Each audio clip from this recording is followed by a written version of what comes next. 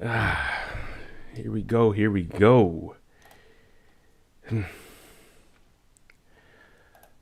Welcome to the stream. This is Power Book 2, Season 2, Episode 6, After Show Live Discussion. It's our first live stream of the year for Power. We're going to get this started. It's 9 p.m. Eastern, 6 p.m. respectfully here on the West Coast. You know, I got to have me a little drink. We're going to get started in about 10, 15 minutes, maybe earlier than that, depending on how many people jump up in here. What's up, Smooth? Happy New Year's. Support Gaming. Happy New Year's. What's up, bro? First of all, let me know on a scale of 1 to 10 in the chat what y'all think this episode was. Was it worth the wait?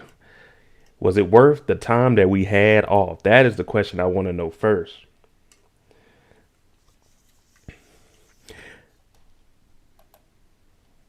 What up, Play? Hey, my boy Maurice is in here. Blend Truth.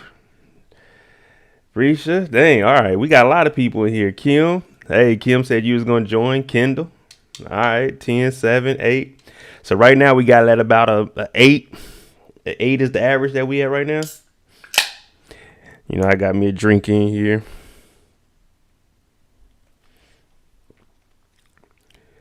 Episode is fire. Just wish it came out earlier than 3 weeks. Yeah, I mean, but y'all know how it is. It's business. I seen a thing that said 50 Cent has 3 of the top shows in-house for black watchers. Now, I know they got to break it down to the black demographic. He's a black man, but let's try to get those numbers up to top 3 shows overall. I was going to say period, but let's get it to overall. What up, Rachel? Jania, hey. I can't stand Lorenzo right now. He's more controlling than Monet. Yeah, but he put it all together, Miss Talkbox. I see you in the comments, so we definitely gonna jump into all of this. Wait till Tommy show come out. It's gonna be, yeah, that Tommy show is gonna be good. I've been working on trying to get the StreamYard together so I can bring you all on here and we can start having guests on. So I think next week I'm definitely going to try to have that up and running. So every episode when Tommy Book 4 starts, we'll be able to have that. Because I like to have you guys on here interacting. I'm not going to lie to you. I like watching the show, but sitting down on Sundays and actually talking to you all, because trying to reply to every comment, oh man, that should take forever. Professor Stinkbox gotta go. Tariq gonna get her fired. Play for Keith. Drew put them paws on Kane. Oh yeah, I got the trailer for next week's episode too. And you know how we do. We're not gonna jump into next week's episode and break down the trailer towards the end. I mean, we can give our predictions throughout the live stream, but we try to keep next week's episode always towards the end. I see a lot of people are sleeping on Drew. Yeah. But we know Monet and Lorenzo, they both said that Drew is the one that needs to take this over. Hey, I was just saying that, Josiah. Drew is the one that's going to take things over. Can he take Carrie with him? That's the thing. I know during the week, I said that we're going to have a new professor on there next season. So I don't know if that means Carrie's not going to make it this season. Or Tate's going to go start recording his spinoff and she just takes Tate's spot. I don't know. That's a lot of stuff. I'm going to do some more breakdowns once we get more information on that. Tariq acting like he was going to give Brayden the hands, but he just yelled at him. That's true. So one thing we know about Tariq, he's a tough guy. You give him a gun. Oh, yeah, Tariq about to get out there and make it happen. But we ain't seen Tariq be able to fight since the beginning of time. That's one thing Ghost should have taught him before he got up out of here.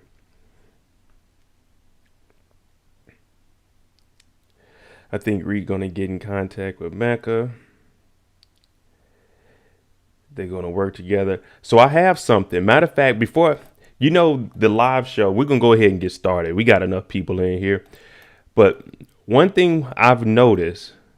And you know, we don't go in order anywhere, but watch this. I got something for y'all. Yeah, we're gonna go ahead and get started. You know, we don't have any rules in here. We just remain respectful in the chat, and we just jump around the show. But let me show y'all something. Since the elephant in the room is Lorenzo is home, so we have to see how the family reacts to that. But look at this. So we can go ahead and get started. Lorenzo's home. This is later on in the episode, but you see how the family dynamic is? Now, I've been mentioning that there's going to be a strong divide between everybody. Look how everybody's sitting. Everyone's picking sides. Monet and Kane, they on the left side because these two are working together. Drew and Diana, they're more on Lorenzo's side. Why? Monet and Kane, they both had that power struggle. Kane wants to be the top dog. He wants to be the right hand man to his pops. Monet, she doesn't want to step back and let Lorenzo take that spot. So these two, they've been working together. Then we got Diana and Drew. Neither one of them wanted to do what Monet wanted to do. They wanted to do their own thing. And that's what Lorenzo was allowing them to do. Well, he's pretty much forcing Drew to step up.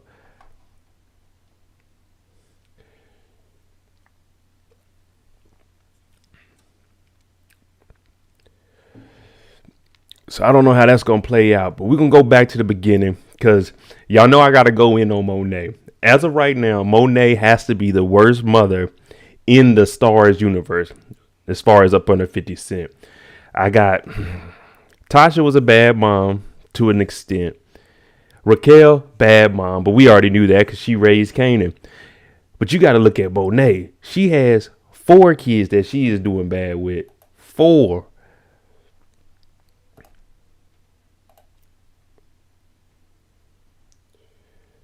Dang, why ain't this thing opening up? Oh, there it go.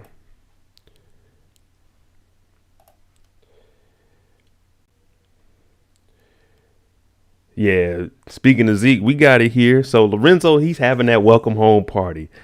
Monet, of course, you know, she's walking around. The only time we seen her smile or semi-smile was when she's in that helicopter with Dante on that little princess date. Oh, Dante, I've never flown around the city in a helicopter before. That's because y'all ain't been getting money since Lorenzo got locked up. But she's sitting in the house, and we get introduced to the new guy. Well, he's old, but Keno, whatever the hell his name was, because I don't think he's going to make it past next week. But he's here, and Lorenzo wants him to be working for him, come up under him. But you know one thing about power. Everybody wants to be their own boss, no matter what. Whoever you talk to, man, I want to run things my way. We seen that with Lil Guap. It didn't work out for him, you know what I'm saying? Kane came and snatched him up out of there. Kane wants to be the one to run the organization. Monet wants to be the one to run the organization. Brayden wants to be the one to run the organization. Everybody wants to be in charge. Nobody plays their role. That's one thing we know. And in power, nothing is ever good for too long. As soon as you think you're about to get a good scene, oh, okay, good. I feel good for them there. Like Diana here, we looking at her. He's like, man, Diana, how'd you get money for a lawyer? Look, she's all happy. Then it turns out she gets choked out like 10 minutes later. Monet coming like, damn, Monet. She's just doing what you asked. I mean, shit, it was her dad's money.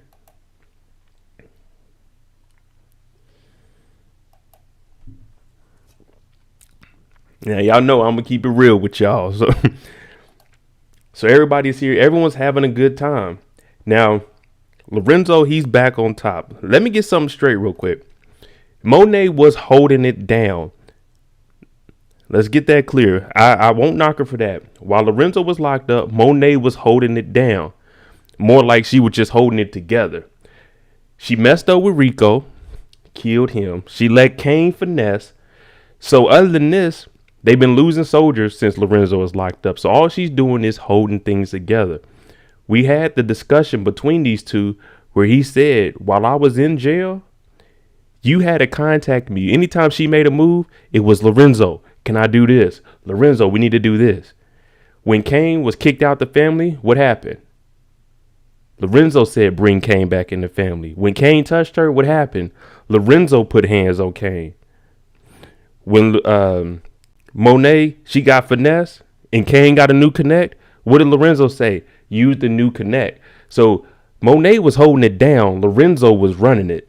You see what I'm saying? That's where people are getting the disconnect. She held it down, but Lorenzo was still running the organization behind bars.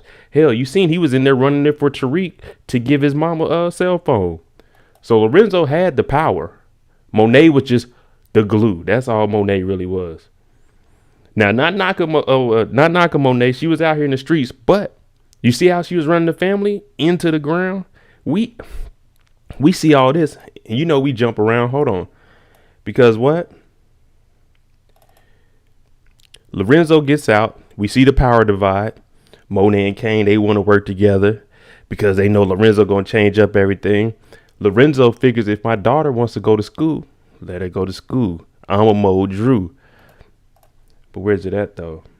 We're not going to stop there. We're not going to stop there. Because what does he do? He tells my daughter, oh, I want you to go to St. John. But I just told you there's a power divide. She's talking about St. John. I want to go to Stansfield, Daddy. Come on, Poppy. I want to go where Zeke goes, Stansfield. Monet knows what she's doing. They got a plan. And what was the plan, y'all? Not including Lorenzo, because we already know. I'm tired of coming to the prison and wearing the same lingerie, doing the same thing year after year.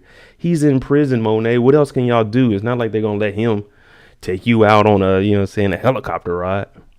But as soon as she says the plan, he goes in Drew's room. Boy, what is the plan?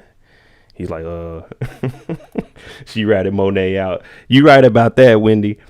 But is it really ratting out? Because you're talking to your dad about a plan for the family, though.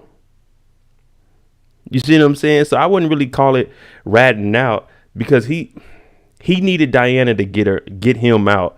She's the daddy's girl. I mean, you can say she ratted him out. I mean, you can look at it that way, but you got to remember, Monet, the only reason Diana is telling all this, 2 episodes ago when she told Diana, oh, you want to know about your dad so bad? You go in there.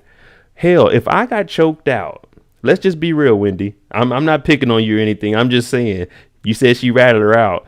But if you watch this scene right here, even in the recap, if I get choked out like this, I'm telling. If you got me against the wall, you choking me the hell out. Oh no. Hey, Pops, Mom and this thing tripping. She mad that I spent your $1 million that you had in the safe to get you out of jail. She mad, Poppy. She mad. Now, I don't know if y'all ever been choked before. It ain't it ain't funny. It ain't sweet. Now, y'all laughing because y'all know I'm telling the truth. Let's be real. All right. I'm going to just ask y'all this question. We're going to put a 1 for yes, a 2 for no. If Monet choked you out, are you telling Lorenzo what you need to tell him to get Lorenzo off your back, but to also protect you from your mom? A 1 for yes, a 2 for no. Let me see what y'all got down there.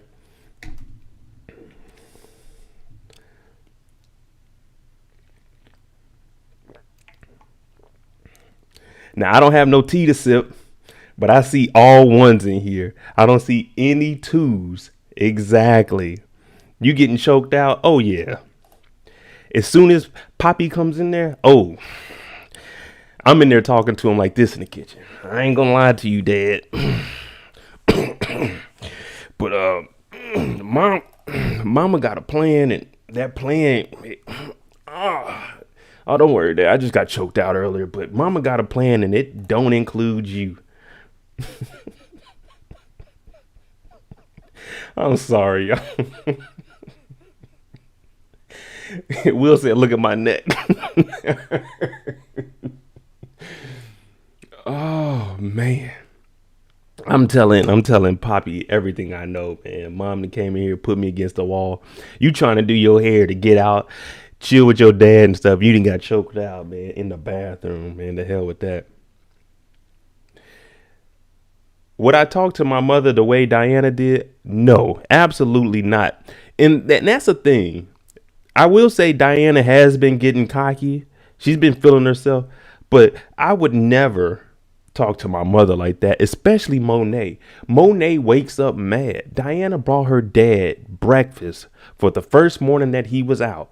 She got upset that she didn't make her breakfast.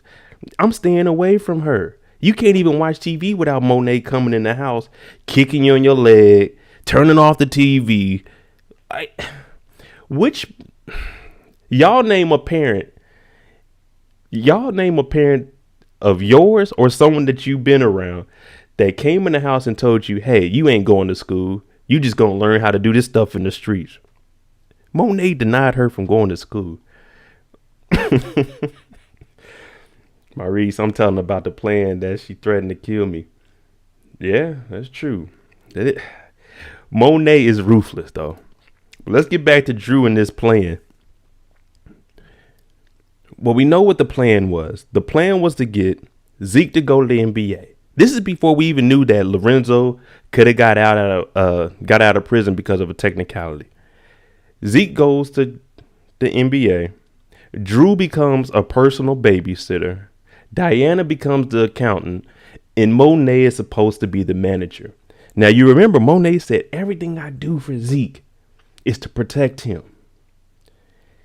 Well, everything you've done for Zeke has really put him in a situation to harm him. He doesn't know who his father is. The Dante situation is a whole nother segment we're going to jump into. You gave him a car for Ramirez, who has been dead. And when he told, this is Ramirez's car because you told him to do that, now he's the mess up. Why would he do that? Oh, well, because you told him to, Monet. So not only is she treating her other 3 kids one way, she's treating her oldest son like this, her firstborn. Supposed to be the meal ticket about the game without Lorenzo. Because matter of fact, when you think about it, now, Drew said the plan was for them to follow Zeke wherever he went. Correct? Well, look at it right here.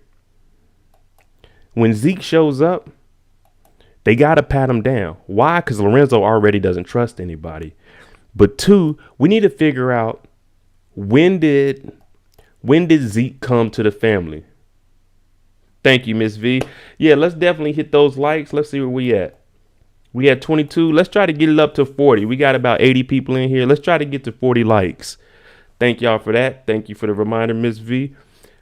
But we need to figure out, I'm going to do some digging this week to see when Zeke actually came to live with them. Because when he came into the house, Lorenzo was saying, this is a private party. And Monet is saying, oh, this is my nephew. Like, she's never showed him a picture of Zeke. That's another thing on Monet. She's been hiding this. So if this is your nephew and you're taking care of, why doesn't Lorenzo know what he looks like, know who he is? You see what I'm saying? Because he was like, who? I got to pat you down. It's a private party. Yeah, Lorenzo was locked up. But I'm saying, how long has Zeke lived with them? Because Lorenzo's in jail for 25 years. I think when I read it, he's already done 10 and he had 15 left. So Zeke is about 23 years old. So 10 years, that's 13. So he must have came right when Lorenzo got locked up. You see what I'm saying? I'm gonna figure out that timeline this week, and I'm gonna do a video for y'all if I can find the information. When did Zeke come and live with the family? But Monet, oh, can't forget about Little Guap. But I'm gonna get back on him in a second. Where is it at? Do I got the clip of it? Oh, Monet already don't like Everett. Well, I don't have the clip of Monet standing there saying, this is my nephew. Like, you need to talk to Lorenzo about that. Especially, he got all his security in here making sure that he's straight. 14 and 15 to go to high school. All right, Blaine Truth. I'm going to run with you. You've been one of the people that been on the channel for the longest. So I know I can take your word for it. Correct during high school. All right. When they were in high school. I may have missed that. But y'all know on this channel, I do everything live. And if I'm wrong, hey, y'all correct me. It's no hard feelings. It is what it is. We keep it moving. Zeke showed up in high school. So about 10 years ago, right after Lorenzo went to jail. Now it's starting to make sense. As soon as Lorenzo gets locked up, she's thinking, oh, 25 years? He's not getting out. I'm going to bring my son up here. I'm gonna have my son around. Monet, you slick. The people in the chat, I thank all y'all because y'all piecing this together for us. No one even looked at it like that. The house got real Latino real fast. Hey, hey, it really did, Adamsville. It changed all the way up. We even seen when they were at the house talking about Kane being an old rapper. They in there dancing. You got Drew over there eating a piece of chicken, talking about. Come on, Drew. Oh, let me find it. Let me see. I think I got the family dinner. Oh, here we go.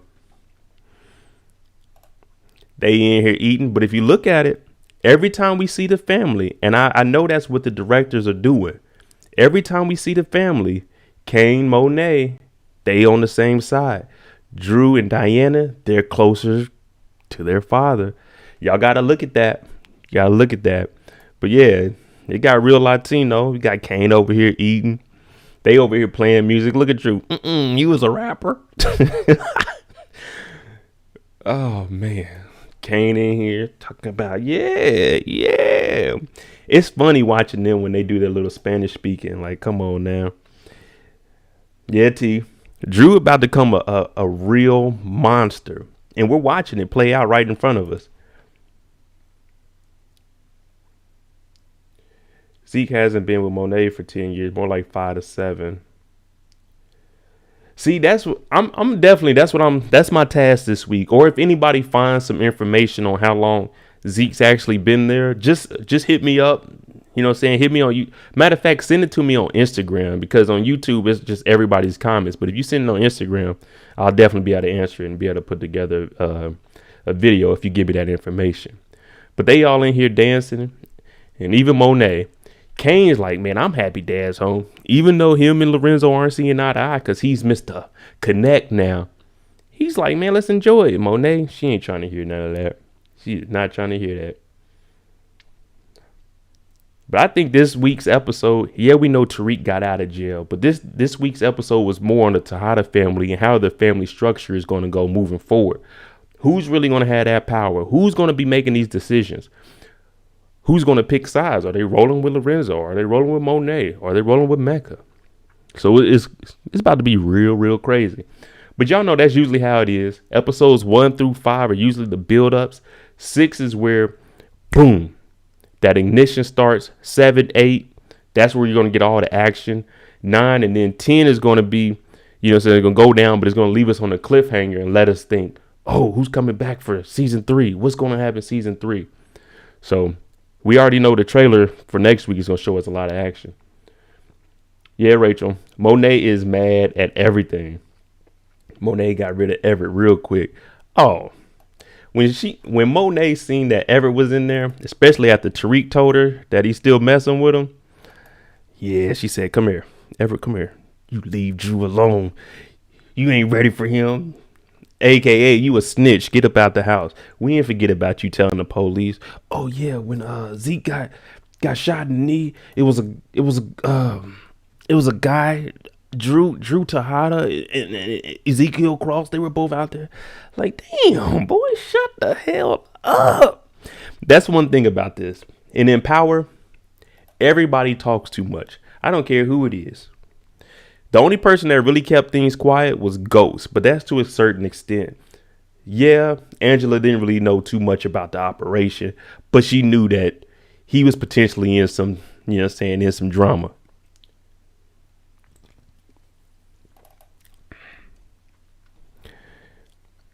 And even here, no matter what, there's always going to be people talking.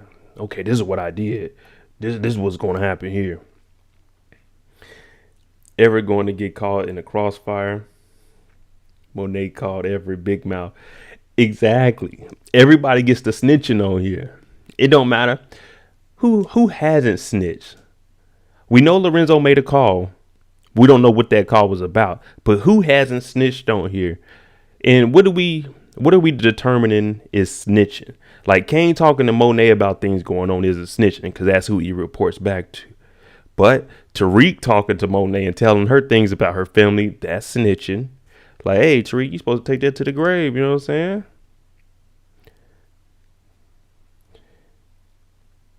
Ghost was so quiet. They think he ain't dead. I'm not jumping on that Ghost is still alive thing. You got to look at TV series, and this is outside of the show. This is for most actors. TV series are used to launch your career. If you can get on a great TV series, one that, you know, is getting syndicated and that's going to have a longevity to it, that's just a springboard for you to go to the next thing. So Ghost, he's gone, people. Unless he comes back in a dream or something, I'm saying he's gone. Did y'all notice Monet didn't give Lorenzo a kiss and nothing? But as soon as she saw Dante, she was kissing on him. Oh, Miss Talkbox, I even said that. When she left the house to, where is it? She left the house with the angry face. We already know that. But Lorenzo said, I love you. Hurry back. She didn't say nothing. She didn't say anything. But what she did do, she went over straight to Monet's house. She didn't go get no chocolate. I mean, not chocolate, but no cheesecake. She went to go get some light skin cake. But she told him it's over with. And I don't get Mecca. For Mecca to be this powerful, I don't creep around with nobody. Mecca is really, y'all gonna hate this, Mecca is really a sucker and very soft. If you don't let me see my son, I'm gonna go tell him. If you don't want to talk to me no more, you don't want to leave him, I will tell him. I mean, I get it, it's your son. Just go talk to him. Yeah, you know what I'm saying? But to tell Monet that, it's like, come on, man. I just don't get it.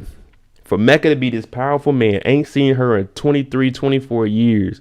For him to be chasing after Monet with how successful he is. He even got a personal chef that slits people's throats like that. You think I'm going to be worried about Monet? Someone with 3 kids? And a husband that's in prison? No. No, she hasn't, Danielle, she hasn't kissed Dante after Lorenzo's been out. But she's been hanging around him and stuff. So it's like, come on, Lorenzo. This is really what you want to do with your life? Unless you undercover or something, leave her alone. Leave her alone. And y'all know, I did do a video on the clothes that the people are wearing in this. Well, you remember when they were at the house in the morning time, Kane came up with a box of clothes talking about, hey, yeah, Pops, you can't wear that no more. And he said, I'm not going to wear any of those silly outfits you wearing. What's the first thing we see him in? A silly outfit that Kane would wear. Louis Vuitton sweater with the purple pin through it. You wearing the same thing? That's what everybody wears. Designer. Monet talking about we got to come up with $250,000 to pay Davis. We need to hit the street. Stop buying all these clothes. But hey, y'all don't want to hear that from me.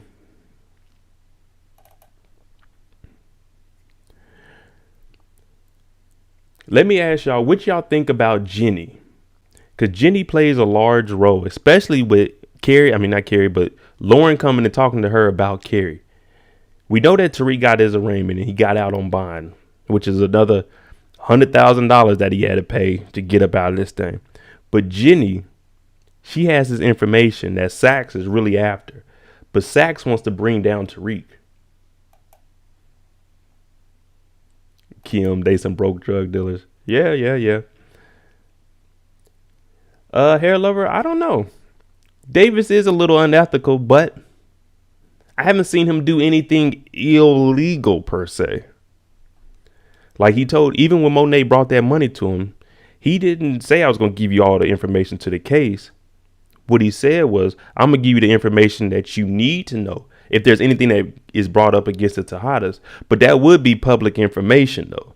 If it's going into the court system, if they take it to court and it's talking about the Tejadas, you can easily look that up because the stenographer, she's writing all of it down. So he's giving her that information. He may let her know before it happens, which I don't really know if that's illegal because she's not on the prosecutor side.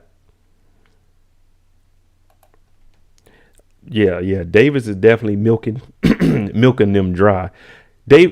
Let's see. Davis has $2 million from Tariq, $1 million from Diana. whatever they put up for Zeke, because it was supposed to be $1 million, because they took that $1 million and gave it. Diana took the $1 million and gave it to Davis, so that's $3 million. Then whatever they came up with for Zeke, and now they gave him another $500,000. So they almost at 500,000. They probably like $4.5 million they didn't gave Davis within 2 seasons.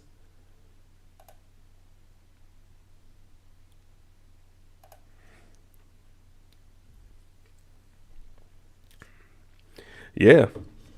See, so all right. So if it is $1 million, that's $4 million. Well, $4.5 million Davis has made just off of them. $2 million for Tariq, $1 million for Lorenzo, $1 million for Zeke, and then 500,000.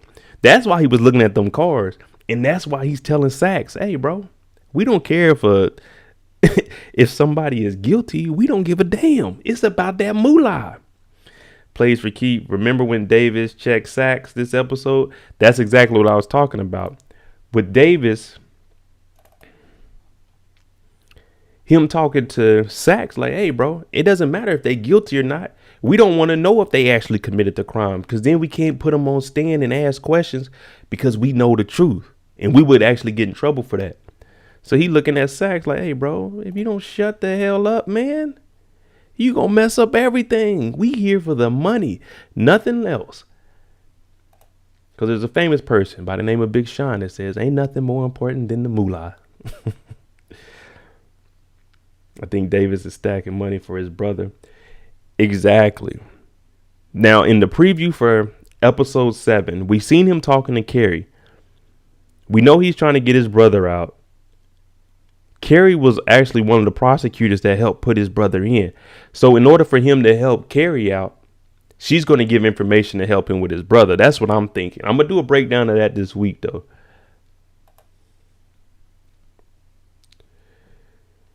Tariq got it easier than Ghost. It didn't take until 4 episodes for Ghost to get out of jail. Yeah, but that's because of this man right here, Rashad Tate, Mr. Influence. Now we know Simon Stern is one of the most powerful people on the show, but Tate, he moves behind the scenes though. We can't, you know what I'm saying? We can't pass him up. Oh, Rachel, Carrie's not just gonna lose her job. Carrie's going to jail. Carrie is out of here, especially once we get on her. Now, we haven't seen Detective Kevin in a minute. And one thing we know about Detective Kevin is he applies straight pressure. Y'all guys have to forgive me. I start stuttering. I get excited. But Detective Kevin, he's going to apply so much pressure to Carrie. One, because he want that old thing back. You done let Zeke smash Ezekiel Cross? Oh, man. It should have been me, Carrie. Carrie gonna lose her job. They bring in the other lady. Yeah, I really don't know how that's gonna work. Now I could see them in there clashing, but I don't really see Carrie making it past this season. Either she's gonna get in trouble for the Zeke thing, or they're gonna have to get rid of her because she's gonna be running her mouth.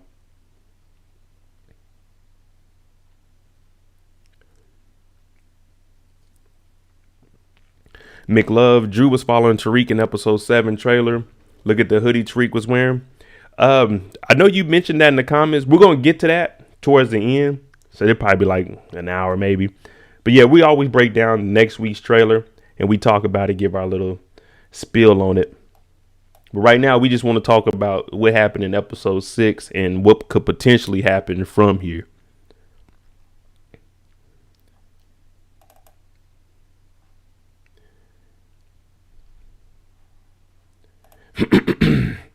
She's going to get murked. That's a huge possibility there, though. I'm not going to lie to you. Now, that piece right there, it was his old chain. And what Kane do? He went and got some diamonds on it because he thought that's what Lorenzo would want. He's like, yeah, that's nice, but I really want to meet to connect. Because we need to make money. We shouldn't be spending money. And that's one thing Monet and Kane, they haven't understood. The assignment is to make money. We can spend money once we got money coming in. But right now, Course Correct is down. We ain't got no soldiers in the street. This is nice, but let me meet the connect. Because Lorenzo's already thinking about scaling up the organization. What if Drew becomes a boss like Lobos? They both gay and Lobos was ruthless. I could see them doing something like that just to give us, the nostalgia from the original Power. But I don't know. Drew, I'm trying to picture him as a leader. We're going to have to see him develop a little bit more. And I think that's what episode 7 is going to show. Him stepping up and actually becoming the tough guy. Yeah, I'm the business guy. I'm going to think things through. But if I need to get my hands dirty, I will.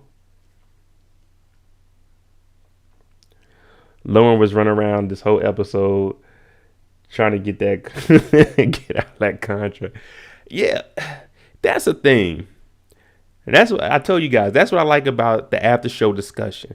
We don't have to go in order. That's what the recap is for. If I see a comment, that's what we're going to jump into. Speaking of Lauren comes up to Carrie. Is this the one? No, this ain't the classroom. Let me see. Lauren comes up to Carrie talking about, when did you find out about Brayden? When did you get the information on Tariq? And she hands back that Rolex. Why? Why would you agree to sit down with the police with no lawyer, without your parents, for some drugs that you know they weren't yours? Why would you do this? Listen to me and listen to me carefully, people. Now, I've never been convicted of any felonies or anything serious. I have been held overnight. I'm a changed man. You know what I'm saying? I ain't had no ticket in about, what am I, 36? I haven't had a ticket in about 18 years, besides the ones in Germany, but those don't count. Never go into a police station, sit down and be interrogated, and not have a lawyer present. You'd always tell them, no, I'm not sitting here and talking to you about some drugs. Them ain't my drugs. I go take a piss test right now. We do that. We can clean it. We clear this up right now. Ain't none of them drugs in my system. I'm not sitting in there talking to no police and then have a teacher come in there. First of all, when I went to school, when I was 18, 19, I didn't go to college right after high school. But if a teacher came in there and was sitting there like, yeah, hey, Mo. Nah, this is how they would have talked to me. This is serious here because I've been in trouble a few times. Hey, my first name is Julius. So this is how the teacher would be in there. Hey, Julius, I know you're doing good in class, but what we need you to do is cooperate with the police, wear a wire, and tell them who's bringing the drugs in. Nigga, I'm not telling on nobody bringing drugs into no school. One, I'm not going to snitch, period. But two, if I tell your dumb ass that it's A bringing in the drugs, that means A is going to be on my ass when I come back to the school. I got to go to school here. I live on campus. I'm not about to tell on somebody bringing drugs. They ain't my drugs. And I'm not getting in that street shit. Hell no. Lauren in there scared, talk about, okay, I'll cooperate. That man, Kamal Tate was in that damn, the viewing room like, oh yeah. We got that ass now. Matter of fact, I got this new Rolex. We about to put it on it. Hell, dog. Let's be real. Lauren in there trying to talk to Jenny, talk about, I want out this contract. They lied to me. Excuse my French, but bitch, you signed that contract. You said you was cooperating. You gonna take that stand. And if not, now we're gonna hold you in contempt of court. And now you in real trouble. Because those drugs, they not gonna stick. But you getting denying trying to get on the stand when you sign a contract to cooperate to get those charges taken away. You getting the charges. You getting contempt of court. Oh, you getting... You about to be, oh man, you going down. Let me tell you that. And you're a black woman. Now your parents, they may have some pull. We seen she has a prestigious family, but shit, you meddling in an investigation. That could be potentially tied to 2 murders. Oh yeah, Lauren, you going down. An accessory. You may not get years in jail, but you about to get some probation. Oh, and those drugs. We gonna need random drug tests for the next 3 years of your probation. We gonna need those. Hey, Lauren. Yeah, it's 5 a.m. Yeah, well, we need you to come down to the police station at 7 a.m. and go ahead and drop them drawers and go take this P test.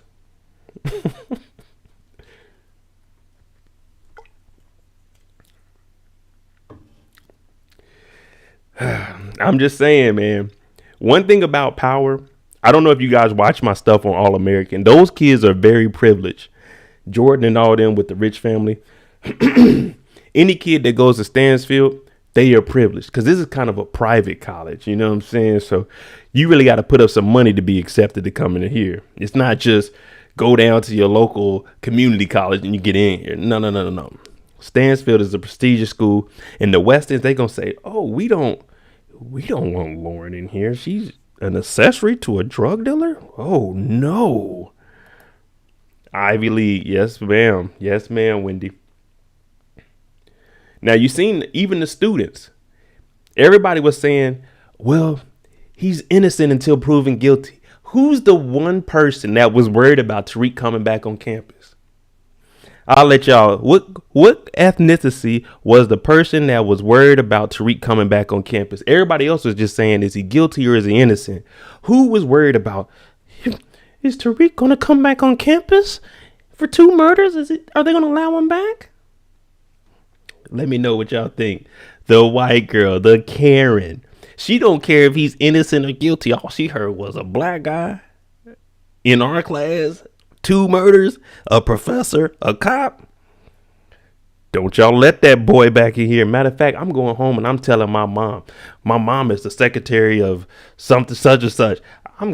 Forget that. Tariq ain't coming back to school. Not in my class. No. Yeah, we going there tonight because I'm breaking it all down for y'all. You know what I'm saying? And that's what Power wanted y'all to see, because that's exactly how it is. And see, look, even if I didn't say it, everybody answered the question because we all knew who was scared. Everyone else was like, maybe he did it. But if he didn't do it, we need to treat him as if he's innocent. The white girl said, fuck that. He guilty. I don't give a damn. He guilty.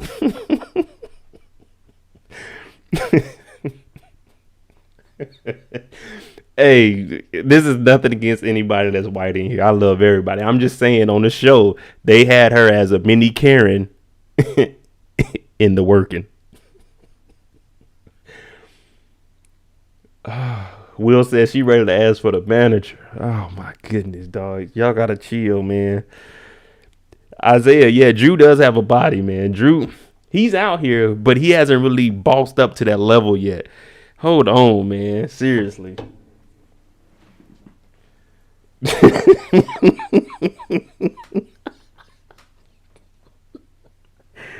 Oh, baby Karen said, the hell with that.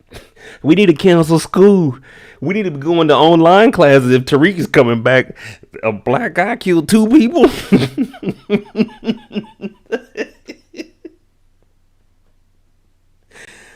Oh my God. Even the dude that's always going, yeah. He even said, yeah, we still got to treat him as innocent. Oh my gosh, dude. Oh. Man.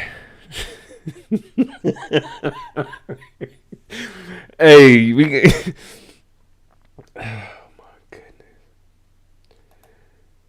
Hey, man, that's some funny stuff, man. When I was watching that last night, I said, damn, Karen really don't want Tariq to get on here. Now, everyone else is trying to be civilized. This is canonical studies. I can't even say it right.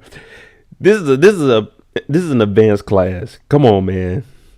You're supposed to be thinking outside the box here. She said, the hell with that. We jumping right in the box. Guilty. Don't let him back in here. I'm scared. I don't even talk to Tariq, but I'm scared. Oh, God. All right, let's get focused. But one thing we did see, though, in this whole situation, though, Tate stepped up and he was saying, well, let's look at this, though. This young man, we got to see if he really did something or not. We can't just jump to the conclusion of he's guilty for something. And that's the thing that you need to have. You need to have that conversation. I will say, though, if I was in this class, in my head, I'm thinking, all right, one of our students is arrested for a double homicide, killing the cop and one of the professors. We really shouldn't be having this class. This is a lot of stress.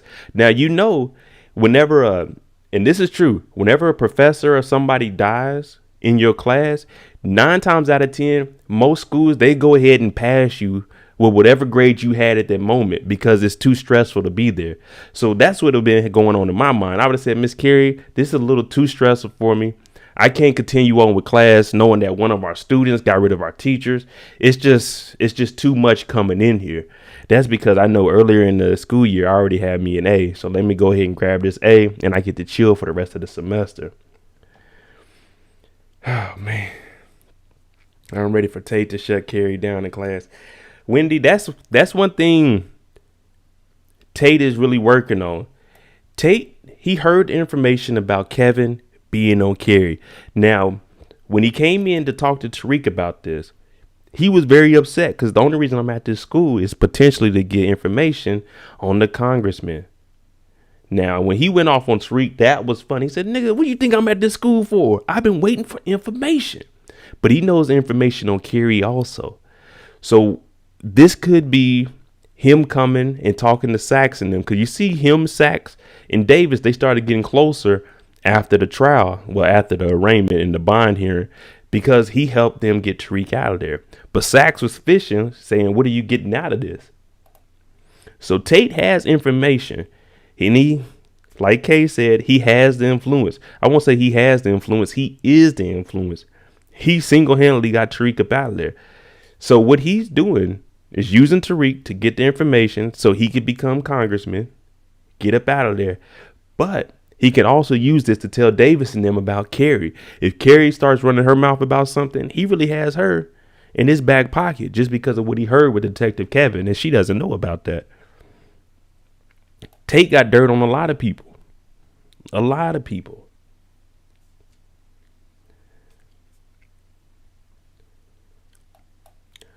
But he was right, though.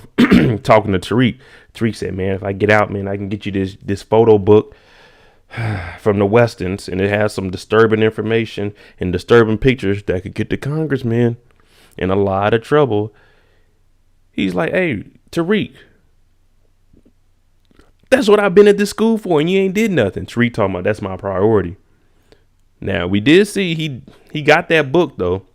When he talked to Brayden, he made sure that was something he got, because Tate, like we said, he is the influence. Just as easily as he got him out on bond, he can get him sent right back in there. You see the face. You see the face in the courtroom. You're looking at the judge. The judge took them glasses off and looked in the back and seen Tate. That means Tate got dirt. Tate got dirt on the judge, too. That's how he got that influence. It wasn't just, oh, let me come in here and talk to you, this young black man. No. Tate had to either bribe him or tell him, hey, such and such, we go back. So Tate has dirt on everybody he deals with.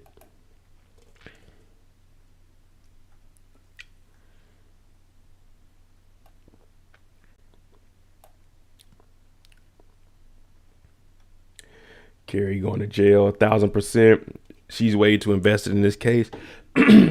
Well, Carrie, since Zeke is an adult, Zeke is 22, 23 years old. Carrie's not going to go to jail for sleeping with a student. This is college. This isn't high school or middle school. So she wouldn't go to jail. She doesn't have any ties or any connections to the actual murder. What she will do is lose her job. She probably won't be able to teach ever again. She probably won't be able to. She could probably go back and be a lawyer, but she definitely wouldn't go to jail for dealing with Zeke. And the case doesn't have anything to do with her. Neither one of the murders or Jabari is linked to her. So she wouldn't go to jail. Yeah, hair level. It's she'll get fired.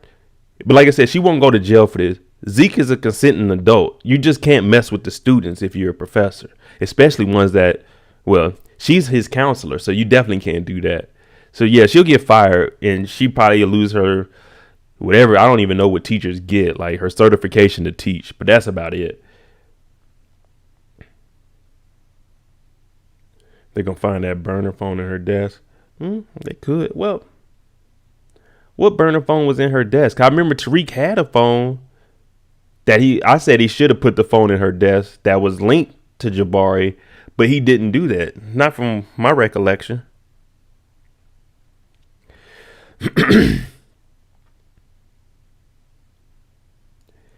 That would. Now, I like Carrie. Yeah, see, yeah, Ty was right. Tariq didn't put the phone in there. I said he should have put the phone in there so if they came back. But he went to the bonfire and he threw it in the bonfire. And that's when he seen Lauren and they went up to the roof, which gave him the idea to put course correct in the walls. Well, gave Brayden the idea to do that. So she doesn't have a burner phone in her drawer. No, you good. You know, that's what I say, man. Here is a safe spot. We talk about it. Hey, if I'm wrong, correct me. I'll accept that. I'm like, oh, shit, I was wrong. My bad. We keep it moving. But Jenny was very upset. Very upset. Oh, you giving him a bond? The judge said the racism is going to stop here. Because that's one thing they could do. Go to the media. We know how Davis is. Go to the media. Tariq is being mistreated here. They just accused one black guy of being a murderer. Now they're just trying to choose another black guy because they don't have any really good evidence. So the judge said, to hell with that. You know what I'm saying? Forget that.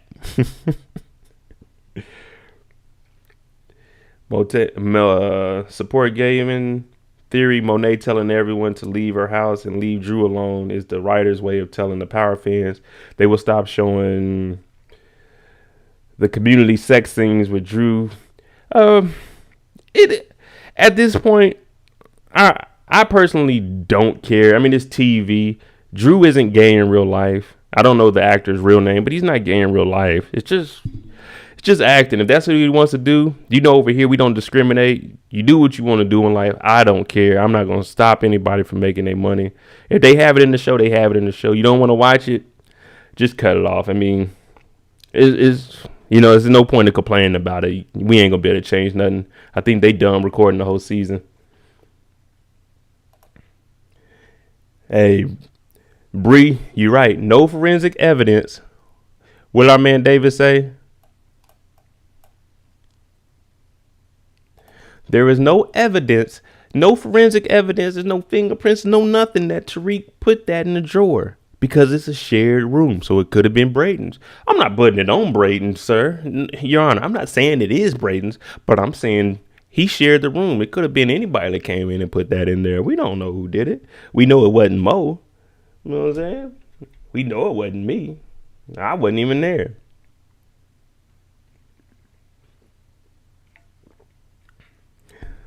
Thanks, Slim. Thanks, Slim. Matter of fact, we coming up on the hour already. We got 230 people in here. Let's try to get the likes up. At least 50%, please. 50%, please. We had a 70, so we need about 30, 35 people put in a like for me. Thank y'all. Thank y'all. And we keep it moving. Now, remember, people in the chat, this is a safe place. Open discussion. We keep it respectable in the chat room. Hey, we talk about whatever. If I catch your comment, boom, I'll read it out for you. If you want me to read it out for sure, go ahead and hit that super chat for me. Because it's 2022. I'm trying to take the YouTube serious. I'm going to get this stream up and running for you guys. Like you said, for those that been here, I'm MoedotJ. I do recaps on TV shows, movies. I do little breakdowns and things. I actually blew up on this channel. We've been growing very, very fast because I did a series called Who Is for different TV shows.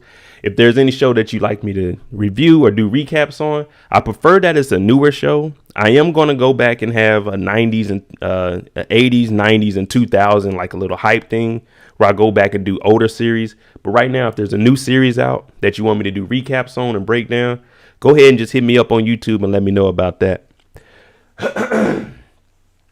And Sundays, we have live streams for right now. It's the Power After shows.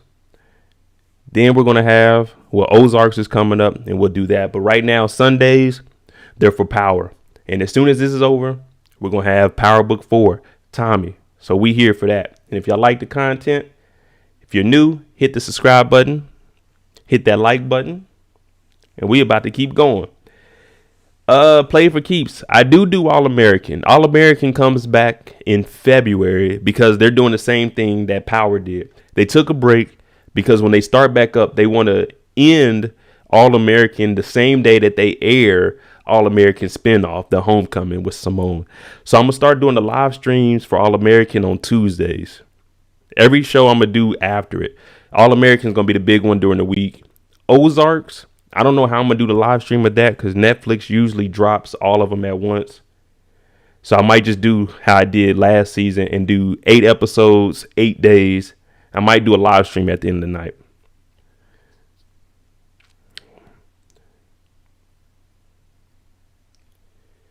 Will you review Snowfall? Yes, Donna, I do Snowfall. I'm gonna start doing more breakdowns of that, like how I do the Power stuff.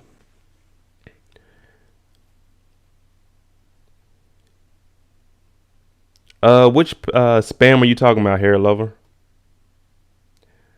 You talking about these numbers? Yeah, I don't know. I don't know what we're doing the numbers for. I don't know what that's for.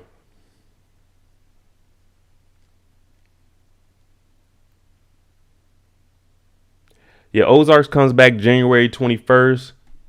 It's 2 parts. I think it's 8 episodes each. January 21st, they're going to drop the first one. I don't know if if Netflix is dropping all of them at once.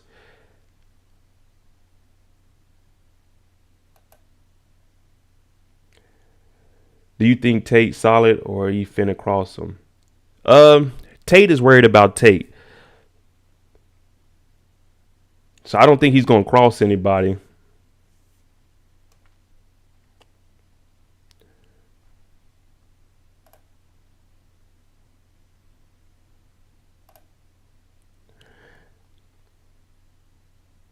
All right.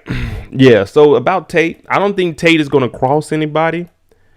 Tate is worried about Tate. All he wants to do is get him a seat in Congress because he couldn't get the governor. So he's like, man, forget it.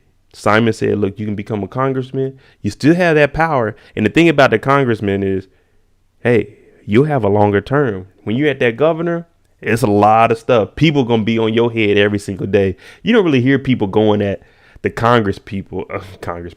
Yeah, you don't hear them going about those elected officials as much as the governor. You know what I'm saying? Because you could be like number 2 Senate for your state. You see what I'm saying? So it's less eyes on you. You got the primary. And then when it comes down to, oh, thank you, Kendall.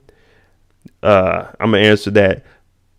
But when you get into that, the Democrats, the Republicans, you're going to have the speaker of, of your party. So if you're a congressman in New York, you could be number 2. Like, let's say you're the senator. You could be number 2. Number 1 is going to be the one that's really answering everything. But then you got, let's say if you are a Democrat, Nancy Pelosi is going to be the one talking for everybody. So that's just less for him to worry about. Let's jump into Kendall's super chat. Do you think Little Guap, knowing who Kane Connect is, tell Lorenzo about Mecca? The only way I could see that happen is if, how can I put it?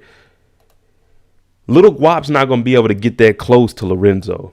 We seen he came in with the phone. You just got your hand broke by Mecca for being on the phone. And even Lorenzo said, hey, don't be on that phone. You know what I'm saying? Your dad, he was about the business. So I don't think he's going to have a chance to actually have a one-on-one with Lorenzo because he's never going to be around Lorenzo by himself. The only way he can get to Lorenzo is if it's with Kane. You see how even Zeke, Monet's son, came in the house. Nephew came in the house. They had people pat him down. Little Guap, he may have got patted down, but since he came in with Kane, his son, this is before the disconnect between the two and Kane saying you're not going to meet him.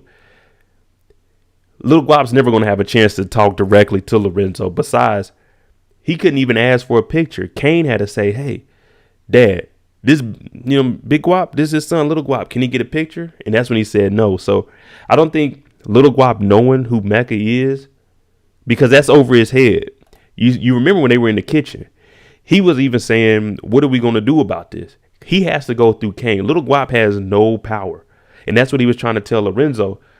Well, tell Kane to tell Lorenzo, hey man, my bad about the little beef that we had. Cause how did he start working with Kane? Kane came in there, cleaned out his crew, and he took little Guap up under his wings.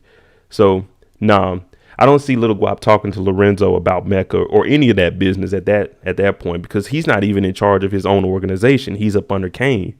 So you got to go through that chain of command.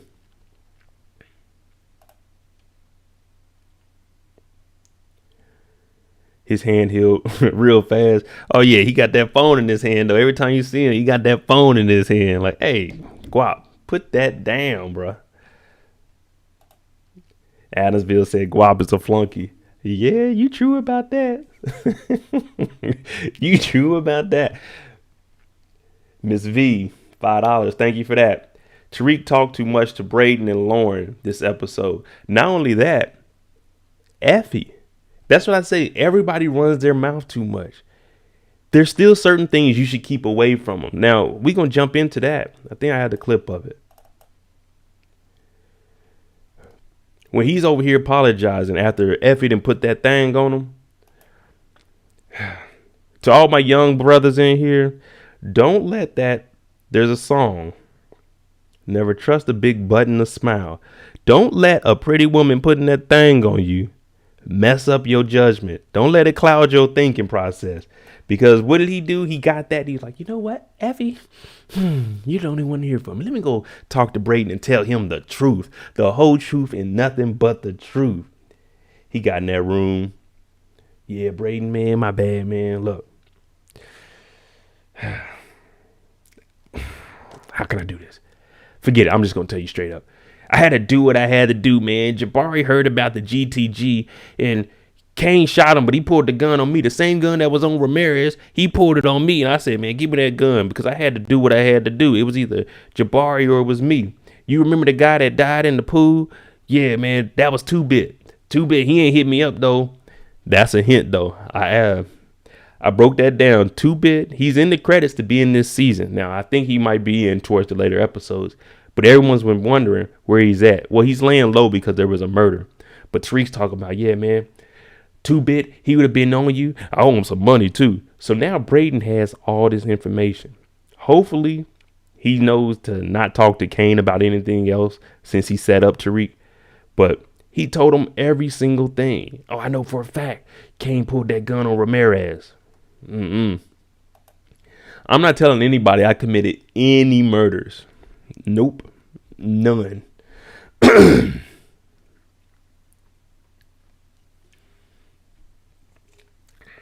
Q Hicks, you right. The only confession he did do, he did say to Jabari, but he made it clear Kane shot him first and then he pulled the gun on me. So I had to shoot Jabari to do what I had to do. And that's the only thing I can say about that. Now, if you knew, I don't know. If you've been here for a while, you see I got another camera now. So we get a little bit of different angles. Try to switch it up on y'all. I saw Brayden got shot. That's the thing. I seen it also. I seen a little clip where he was laying down, but I'm not too sure. I can't confirm that yet. If I do find out in the middle of the week, I'll let you guys know. But I don't know. My whole thing is Tariq is talking too much. Let's just be clear about that. He's talking entirely too much to every single person. Oh, he tells Brayden everything? Okay. Tells Effie everything? Okay. Now, if you notice, right before Effie came in, he was looking at that letter again. And he keeps that letter in his wallet. It's a reminder of, I say Ghost wrote that letter. James didn't write that letter. Ghost wrote that letter. James was the family man. Ghost was all about business. But yeah, Effie comes over and she knew what she was doing. She was probably outside when he was talking to Lauren. She said, oh, okay. He ain't going back over there. So she's like, let me go over there. First thing she do, she come in, take the shirt off. I'm like, oh, we know where this is going. She been playing Diana. Diana, don't get close to Tariq. Don't do that. Don't do that. Just handle business with him. Yeah, this is so she can get in there with him. Now she's comforting him. She's telling him everything's going to be all right. You and Brayden, Y'all should be getting back together. Yeah, Miss V, he burned the letter up at the end. But if you remember, he pulled it out his wallet when he was with her, though. So he's been carrying it because he was reading that. Let me see. See, he had it in his wallet. The whole time he had it in his wallet. So he keeps that near and dear to his heart because he know he was wrong. Hell, even Tate told him, I knew you would end up in here.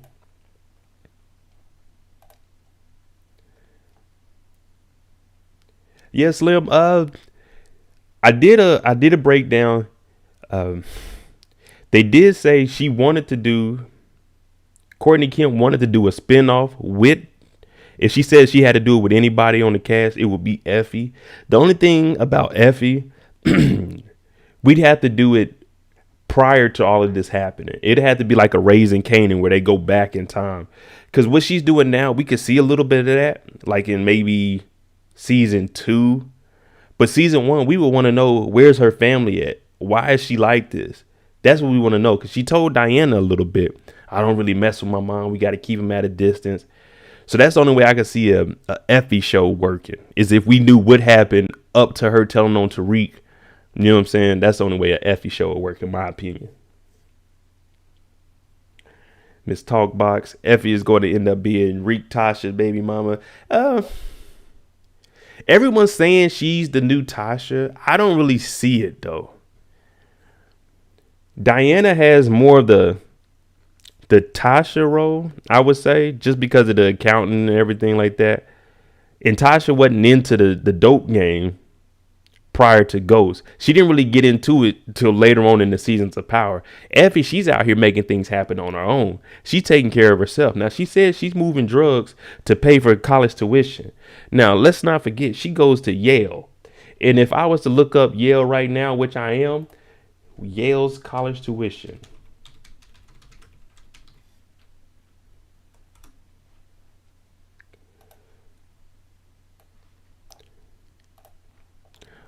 From 2019 to 2020, Yale's estimated college tuition was $57,000 a year. So that means Effie's out here moving that work. Moving that work. Oh, and that's just the tuition. We didn't do the room and board. So they saying about $77,000 a year that she has to come up with on her own. Now she may have, she may have scholarships or something because they say she's educated, but still $77,000 a year. That's a lot of money to be out here selling that work.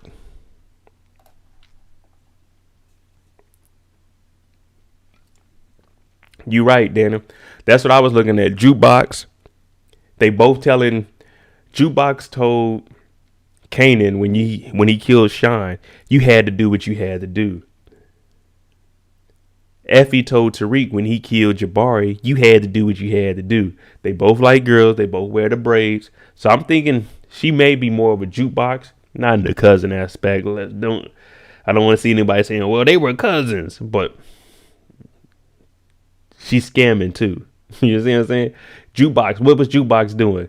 She was selling clothes on the street. What was Effie doing? She was getting clothes with cloned credit cards and selling them out on the streets. I think Effie is going to cross Tariq again. KD, I could see that happening, but right now I see Effie sticking in there. And the reason for that is because when they had the meeting, Tariq, Brayden, and Effie, it's just those three. Diana, she's really an op now. Tariq got bullets for all of this, the Tejada family. Tariq got bullets for all of them. So that X's Diana out. Now we'll get into the trailer and where he's talking to Diana. Lauren, she's on the outside because even she was acting like a Karen. Tariq said, let's go to my room and talk. She said no. Now, I respect Lauren for that because it's like, hey, I don't really know what you capable of, Tariq. You know what I'm saying?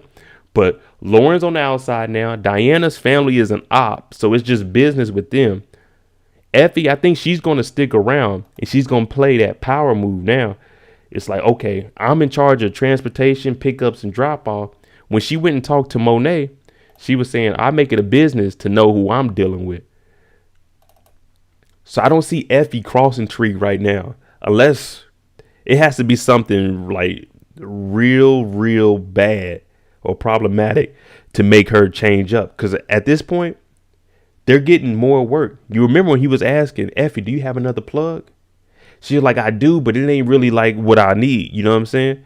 So dealing with Monet and them getting work from Mecca, hey, I'm in the right spot. And she's smashing Tariq.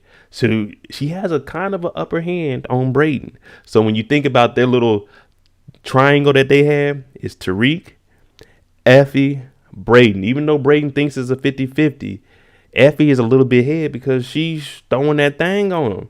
And y'all know how that can get. She throwing that thing on Tariq.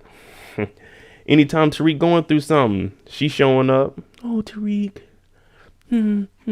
Just like Lauren. When he showed up to Lauren's apartment, first thing she did was, oh, I got, a new Rolex. Clothes off. Ocean, we're going to jump into, what is this, 7:10? In about 30 minutes, we're going to talk about episode 7. I'm going to play the clip for y'all. But it did look like Diana, in my opinion, that had that gun on her.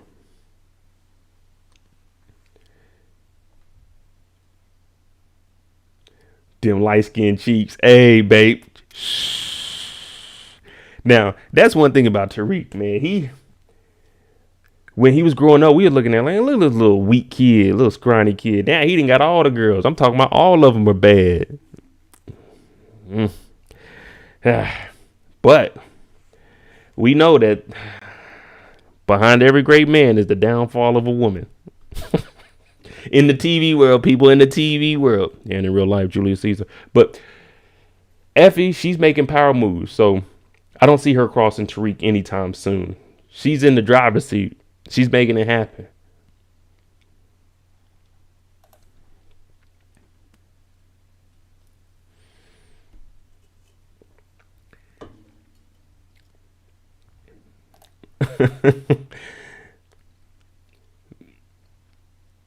I think Reek is trusting his faction as far as he could throw them, barring the business goes accordingly.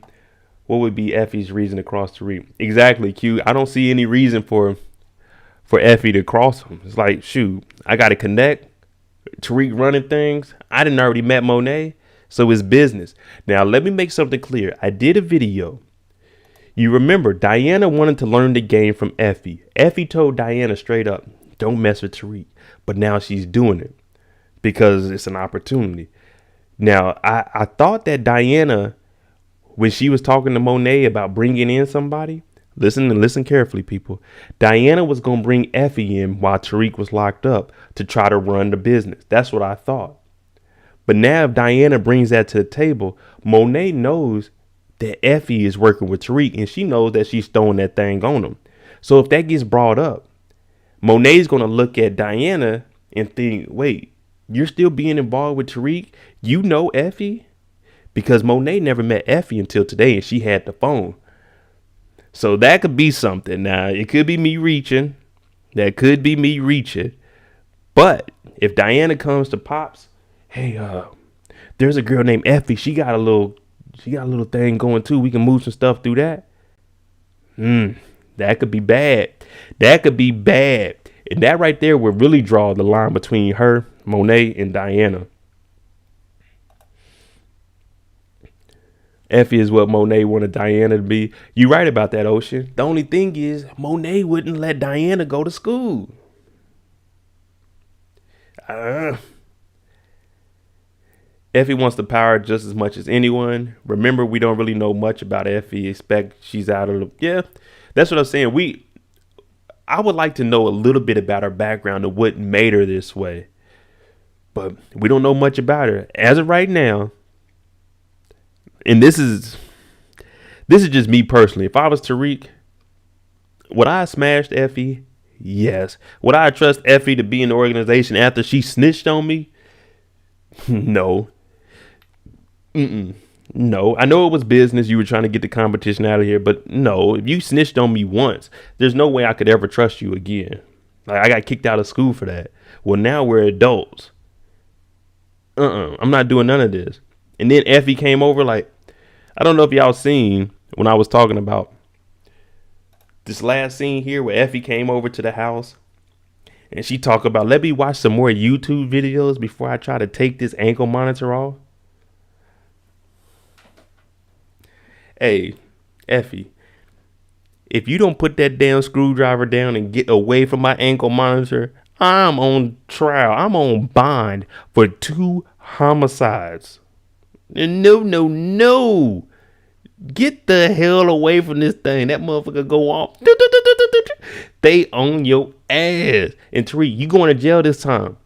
I don't know if you know, but if you tamper with an ankle monitor, you going to jail. It ain't no house arrest anymore. You about to go sit your tail down until this trial date comes. It ain't nothing. I'm talking about nothing that Davis or Sachs or even Mr. Influence Rashad Tate is going to be able to do for you. You're going to be in jail. And not only are you going to be in jail, you in jail for the murder of a cop, meaning you might not eat. The guards might whoop your ass. You already got a black eye. So if they just add more bruises on, we ain't going to know. Hey, Tariq, you came here to bruise? Oh, well, he had those bruised eyes a month ago. Yeah, it's going to get ugly for you. Effie, stay the hell away from my ankle monitor. Zeke's boys, nothing. Yeah, you ain't getting nothing.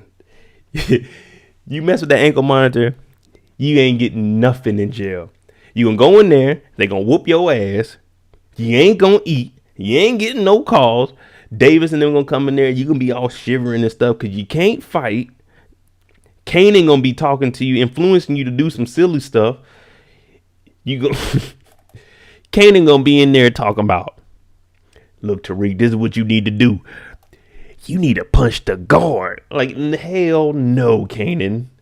Tariq, just sit down.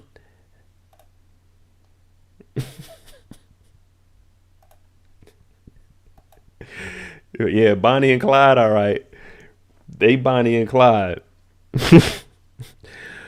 He may not die, but they're going to be Bonnie and Clyde, all right.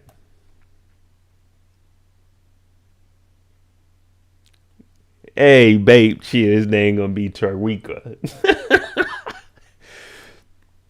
But yeah, I seen some people.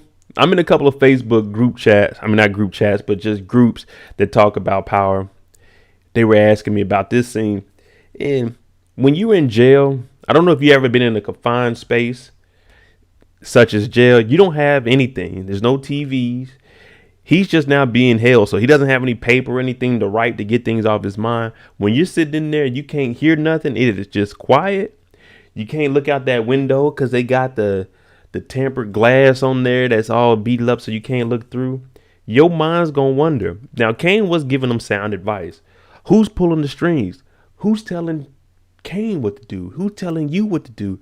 Who told you what to do when your mom went out to New Mexico? It all came down to, it was Monet.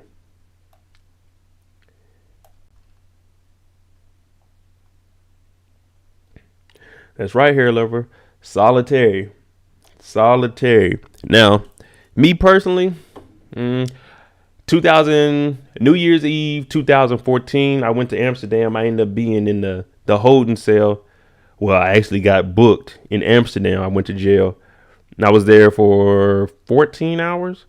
Let me tell you, it ain't nowhere you want to be. You sitting in there, it's just a cold cell. It's just you and your mind. And you just start wondering, not even about why you're in here for this, but you start thinking about all the nonsense that you did earlier in life. Like, damn, I really messed up. But you got to shake back. Luckily for Tariq, he got out. He got out in a couple of days. But that solitary, play with your mind. You play with your mind. Yeah, support. I seen those leaks. I didn't believe that they were real or anything.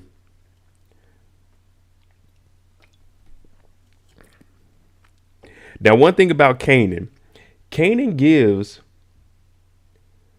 They did me like Ari Lennox. Nah, see, Ari Lennox was on some other stuff.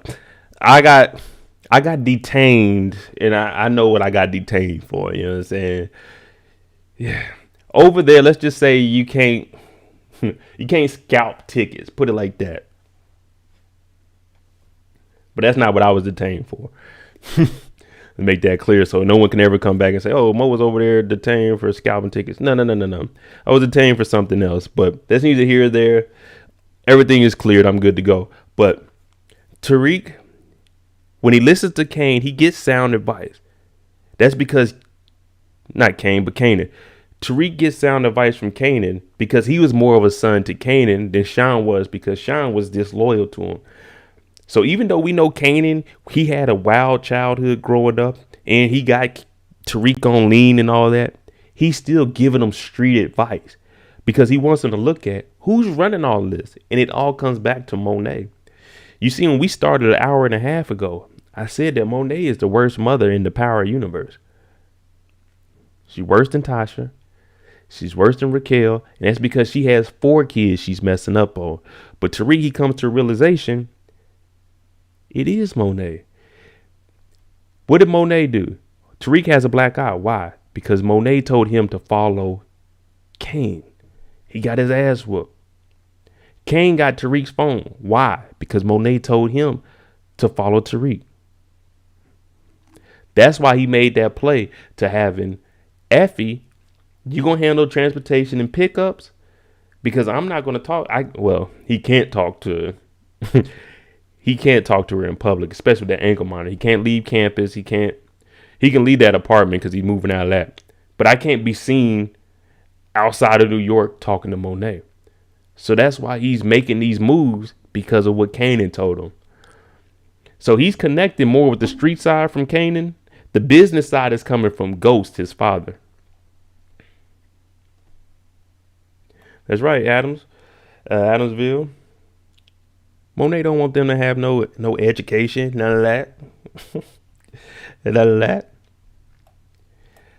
Let's see what else we got here. Now,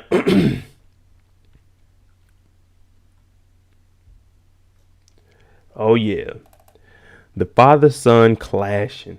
Now, when they were at the bar, I'm gonna take it back there. I'm gonna tie the bar scene to him meeting up with him. Where's it at?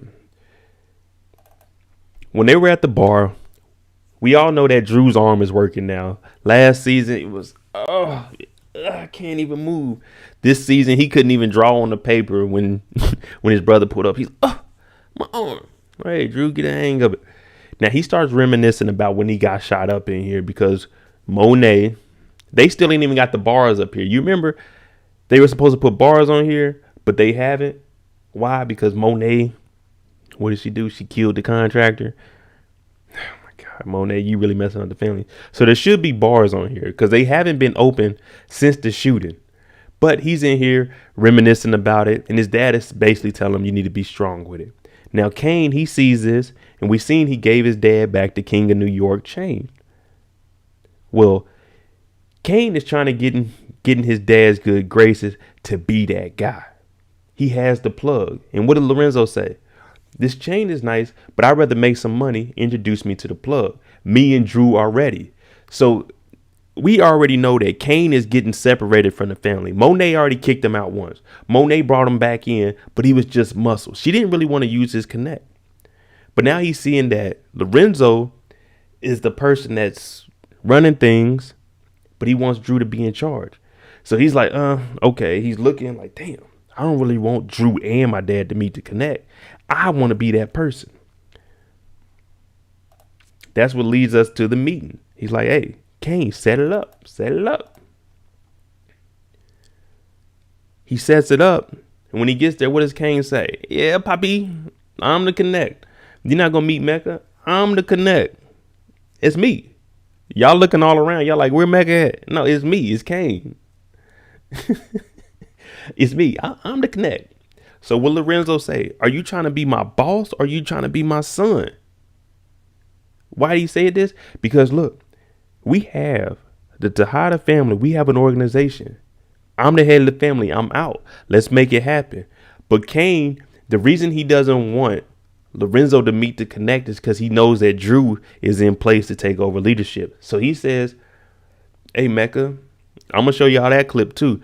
Hey, Mecca, my dad wants to meet you. But if he meets you, it's going to remove me and it's going to put him and Drew in that position.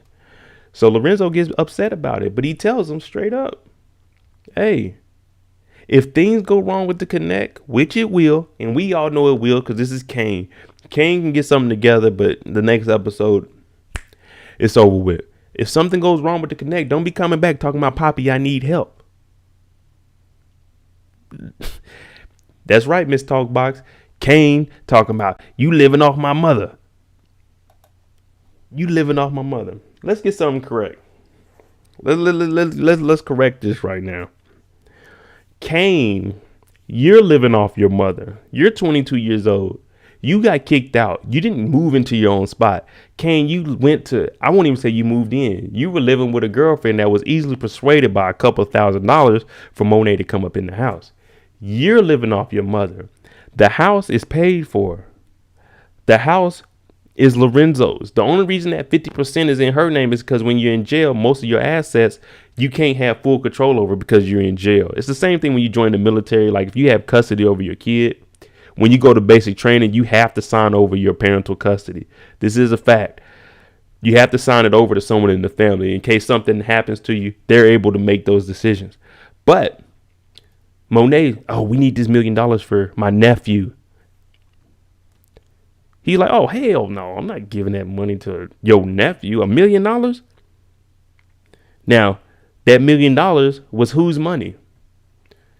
Since Lorenzo's living off of her, that $1 million was whose money? It was Lorenzo's. Now, I know people talking about, oh, they 50-50. No, they not. They 50-50 on that house because he can't control that asset. But that $1 million was Lorenzo's. That's why he told her straight up, nope, you're not getting that $1 million. You're right, Will. It's like that on deployments also. You got to give up that parental custody. Now, you see that plaque back there, you know what I'm saying? That's the military. I was in there. I know how it is. But let's get it straight. Lorenzo isn't living off Monet. Lorenzo paid off a house that's in his name before he went to jail.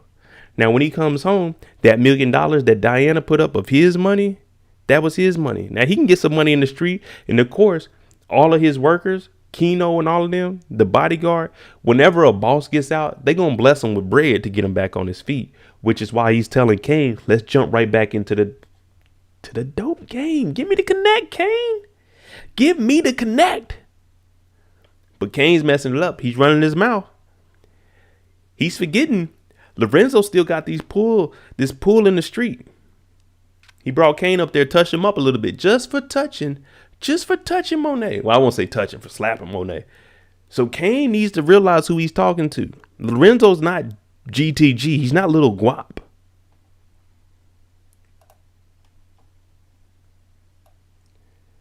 So you doing all that tough talk, but when it goes wrong, oh, Poppy, the connect whipped my ass. What am I supposed to do? Because we know everything's about to change with Monet telling Dante it's over with us. Don't come around. You can't see your son. Oh, yeah. Mecca went from the toughest guy that we seen in season 2 to I'm going to talk to my son. I'm going to tell him. Like, Mecca, chill, brother. Chill.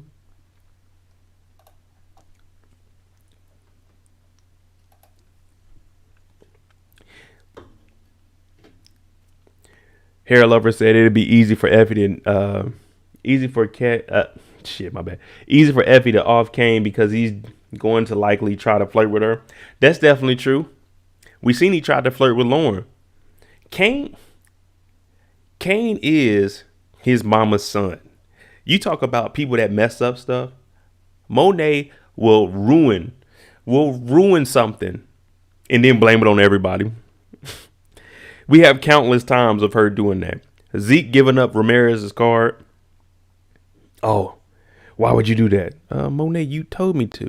Diana trying to tell mom, hey, we don't need to get bars on the back windows. We could just do it up on the front because financially it's smarter for us. Oh, Diana, you don't know anything. Shut up. Like, damn, ma. Drew wants to be an artist. Drew wants to go to school and do some artwork. Drew, you ain't doing that. Like, damn, ma. Kane gets a connect. Oh, we don't want to use your connect. We don't want to do that. Lorenzo said we need to use that connect because we ain't got nobody. Let Kane back in the house. We ain't got no muscle. Who you got? You got Drew that's shot in the arm, and you talking about we don't need Kane in the house. Yeah, you do. Kane is unpredictable, but if you tell Kane what to do, he's gonna do it. He may divert and do something later to mess it up. But golly, Monet, each one of your kids, you just throwing them out there. No one wants to talk about that, but I'm gonna call it out. You know what I'm saying? Oh man. Let me give me a water break. Y'all see, this is why I'm gonna start the StreamYard so I can bring you guys on here, because when I be talking, I be running out of breath, I be running out of water, throat be getting dry, and hell, it is hot sitting in front of these lights. But I love it. Sundays, I'm not gonna lie to you, the live streams, I really like it. I rock with y'all. Rod Barner, do I play Call of Duty? Yeah, I actually do play Call of Duty. I might start streaming on Twitch.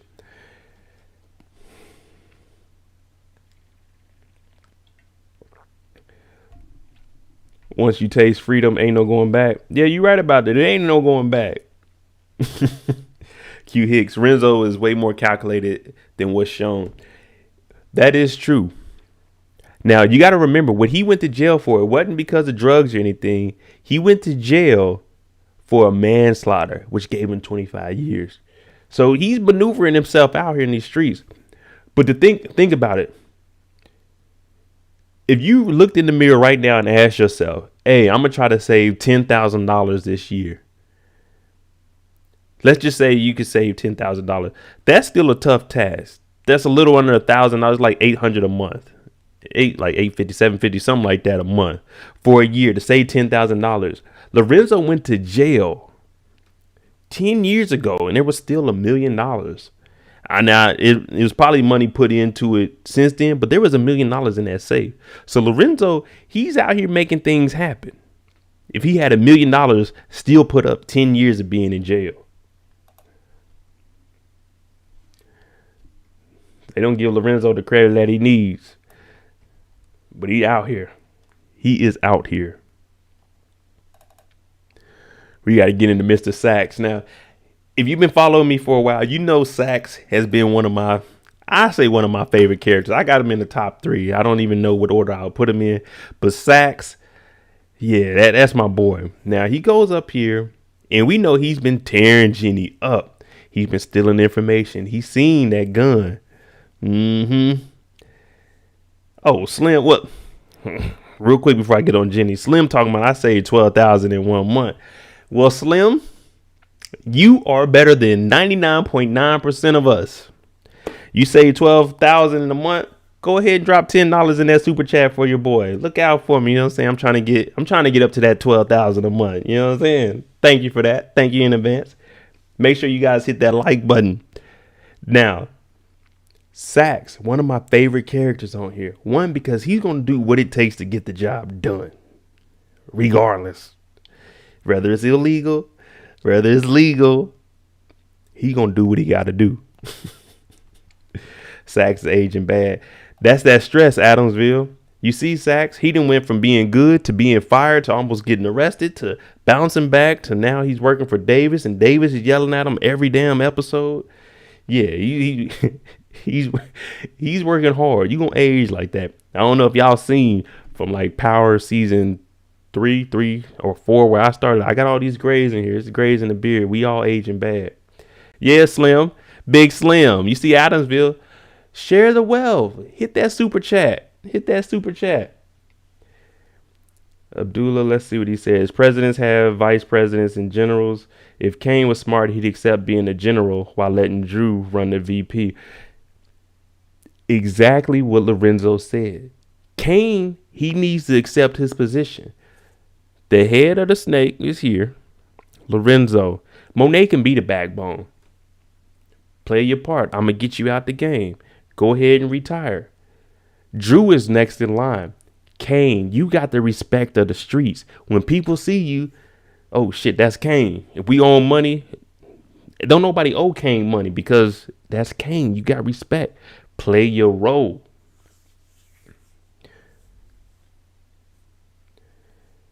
Monet looked stressed this episode too. They didn't even bother touching up her makeup. I guess they wanted her to look like, hey man, it's a rough time going on here. You know what I'm saying? Oh man, after she choked out Diana, she said, "The hell with that makeup. I'm in these streets now. You know what I'm saying? I'm gonna get it in, get it back in blood one way or another." Kim, I don't know who. I don't know Dan's. I don't know which name you're trying to say. Don't know what side he want to be on. I think you mean Kane. I want to say. Yeah, Kane. He just 1 minute he's with his dad, but then he sees Drew's taking over, and then the next minute he's with Monet, and she talking about you got to control him. Like hey, your dad gonna mess up everything. So I don't really know. Plays for keep. Courtney Kim said that Ghost had a brother. Who do you think that may be? Mecca. I don't know about that. He has a brother, but could it be Mecca? Probably, but I think that would make the show whack if they would do that, and then oh man, Tariq is the brother and like stepbrother to I don't know. I mean, to me that'd be whack. When you got too many connections in the show, it's like all right, now you guys are reaching. You really trying something. But I don't know, man. It could be Mecca. Ocean said when Tariq gonna learn how to fight. He ain't. He ain't gonna learn how to fight. Not at all. Damn, I forgot what I was gonna say about Sax. Oh, yeah. Let me get back on here before you guys start taking me down that rabbit hole of who a brother is of of Ghost. Matter of fact, I'm gonna give me another drink real quick. Hold on, guys. Hit that like button, people. We got 230 people. 237. Let me say something. Thank you all for being in here with me. I'm gonna grab a drink, but this is the most people we had on the live stream, and we've only did 6 live streams for Power. Thank you guys. Let's try to get the likes up to 150. That's what, 20 more people, and I'll be right back. Hey, don't laugh at my shorts, man. I'm at the house and I'm comfortable.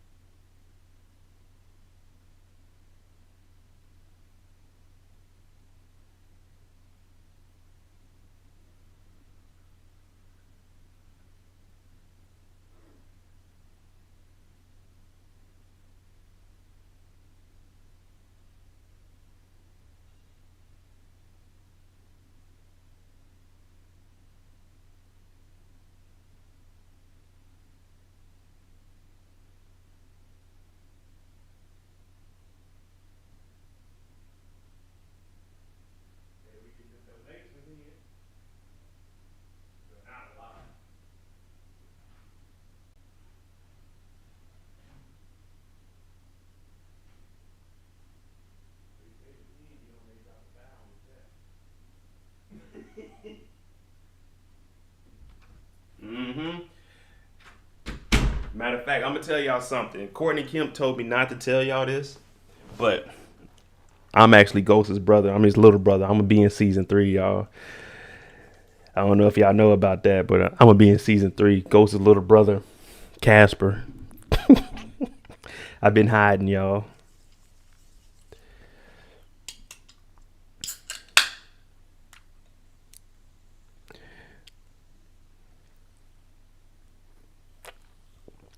Oh, dang. Y'all laughing? Okay. I see how it is. They don't want me in power. They don't want to see me winning. Mo, a.k.a. Casper. Matter of fact, I'm going to go in there. I'm going to work with Tariq. I'm going to go ahead and take Lauren off his hands. She can come work with me because she wants to be in the dope game now.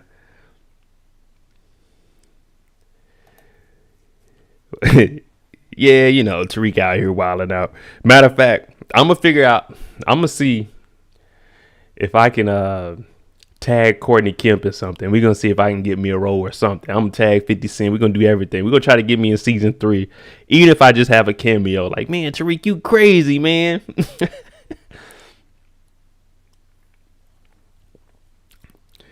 Babe said, AKA Spirit. Damn. I can't even get a real name. They just call me Spirit. Little poltergeist. All right, see now y'all taking it too far. I'm gonna have to come up with a better name then. I don't want no Casper, little poltergeist, aka Spirit. I don't want none of that. Oh, okay, good luck, Slim. Yeah, hit me up on there, bro. I heard Courtney Kemp won't be writing for Power anymore. Yeah, so the writer from Empire actually came over and he wrote. Damn, what episode is it? I did the breakdown. He did an episode already, and it was actually pretty good. But that's one thing about 50. He takes all the competition and brings them over. Everybody's in a different show. He brings them over. But that's how you got to do it. You got to let the competition know, hey, look, we out here. We doing things.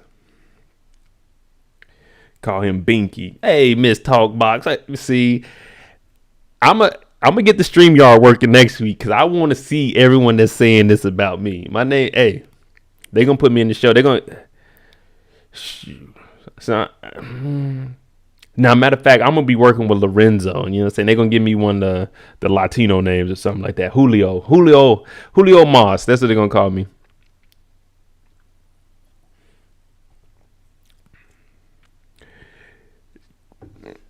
Yeah, Harold, I seen that. He wants Taraji in there. She would actually do. You know, I actually think she would have done better as a Monet. We seen how she was in. I don't even remember her name in Empire, but Taraji, that would have been a believable one. You know what I'm saying? I would have liked Taraji in here. Yeah, Adamsville was like the fifth or the fourth episode, but he's wrote and he did a good job. But Courtney Kemp, she's transferring over to do more things on Netflix. But that's what did I tell you guys about Ghost? You use TV series as a stepping stone. If you can get a good show that gets syndicated and it has a long background, we got 6 seasons of that. You eventually outgrow it. And plus, most TV shows, after about the 4th season, you really don't want to see no more of it. Saying, oh, okay, it's repetitive and it's not really as good. Those first 3 to 4 seasons, they draw you in. The last ones are just money grabs, which is why we got so many spinoffs, because they noticed that we can't continue to do Ghosts. You got to eventually branch out and go to something bigger. Miss Cookie. Thank you, Miss Talkbox. Hey, make sure everybody go to Miss Talkbox. Hey, drop your link in there, Miss Talkbox. Everybody go to her channel and subscribe to her. Now, whenever I wake up in the morning, I look, oh, Miss Talkbox and comment. Yeah, she be on it. She be on it. She doing a lot of stuff that I may have passed over or missed out on.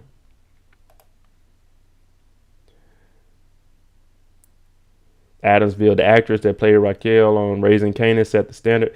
Yeah, she did a hell of a job. Yeah, we are getting towards the end, so I mean, we didn't pretty much discuss everything. Oh, let me touch on Sax real quick, because I have with Sax, he heard the information about Carrie lying to Lauren and telling her to cooperate. Now, Jenny, she's been giving out, well, I won't say she's been giving out information. She gave a little bit of details about the case against Tariq and everything that's been going on. Well, it was against Zeke at that time. And then he looked in the folder and got that information. Now he's hearing about Carrie. When we show episode 7, the trailer, we know that Carrie was one of the prosecutors that was on the case to lock up Davis's brother. So if we can see that Carrie is trying to get all the eyeballs off of her,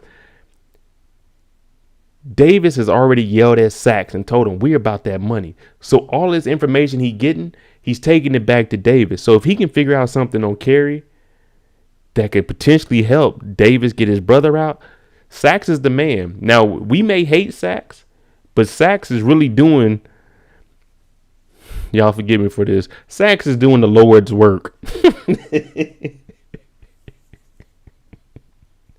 Sax is doing what he has to do to get the job done because it's all about that green. Now he did almost set up Tariq talking about, man, did you kill that cop? They was like, hey man, if you don't shut up asking our client that stuff.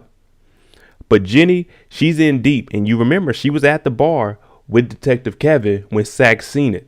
So there's going to be a big shift once Sax gets all the information and starts tying things together.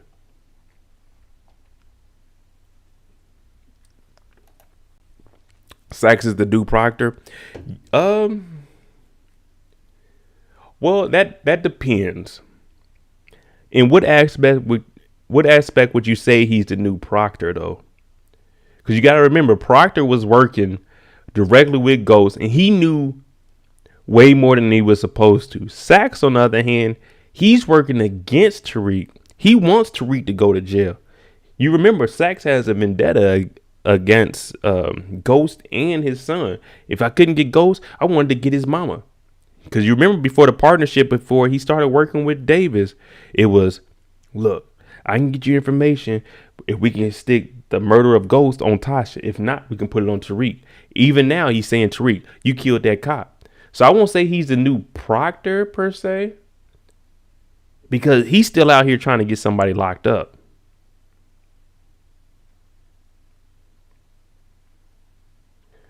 Think he would end up helping Tariq somehow.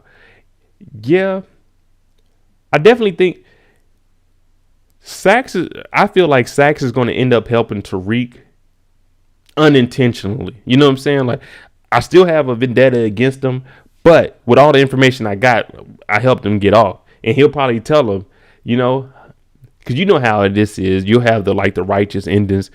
You know what, Tariq? I didn't really like you, but the information said you had to get off. Something like that. Kim's right. Sax wants a St. Patrick in jail just as bad as Detective Kevin wants one of the Tejadas or Ezekiel Cross in jail. They said Kamal went up to Detective Kevin and said, hey man, we got other people here. You know what I'm saying? Other suspects. He said, the hell with that. Zeke did it. We putting Zeke in jail. He's like, hey, we can't just go off of that. Like, none of the evidence is pointing at Zeke. Detective Kevin was like, damn. Zeke still gets to have sex with Carrie.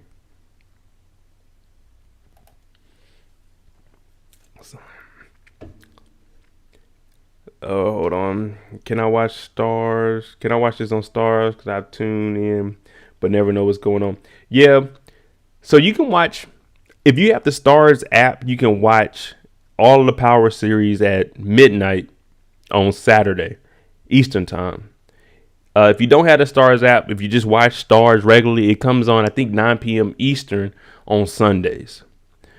Now, I have a little back door where I'm not going to say that, but I try to put my recaps out Sunday mornings is when I usually have my recaps. But if I can get the show early, I'm trying to put my recaps out. I was the first person to put a recap out for this episode. So I try to get it to y'all first because I know Sunday night we want to talk about it. It ain't I haven't, you know what I'm saying? If you haven't watched it, that's unfortunate. I hope you watch it and catch up. But on Sundays, we like to talk about it. We want to break it down. And like I said, this is a safe spot. We come here. There's no wrong. There's no right. We talk about it. We debate it. Hopefully next week I'll have a live stream for everybody to be able to get on here who wants to get on. Got to make sure you have a camera. We got to see who you are because there's some things going on YouTube right now where people are doing things. So I got to make sure you got a camera before we let you on. People do some wild stuff. But other than that, Sunday. Okay. Chris Allen, you jumped on. It's 750? All right, we're gonna jump into that clip for next week. Hold on real quick. Let me just see if anybody got anything. McClain is a criminal lawyer, like Better Call Saul. Tariq is Walter White. Hey, Better Call Saul. I like that little spinoff about that. I thought about getting me a degree, trying to. I wanted to get like a criminal law degree. I read up on the stuff, but I just couldn't see me taking it serious. I don't see me wearing a suit every day. I mean, I enjoyed life. I lived overseas for 4 years of my life. So for me, I luckily made a few good investments to put me in a situation where I haven't worked since 2017, but I just couldn't see me being a lawyer. I don't see me taking on cases like that. I do read up on a lot of cases, though. Not saying I'm an expert or anything. Don't take any advice from me. The only advice I can tell you is if you get locked up, don't talk to the police without a lawyer present.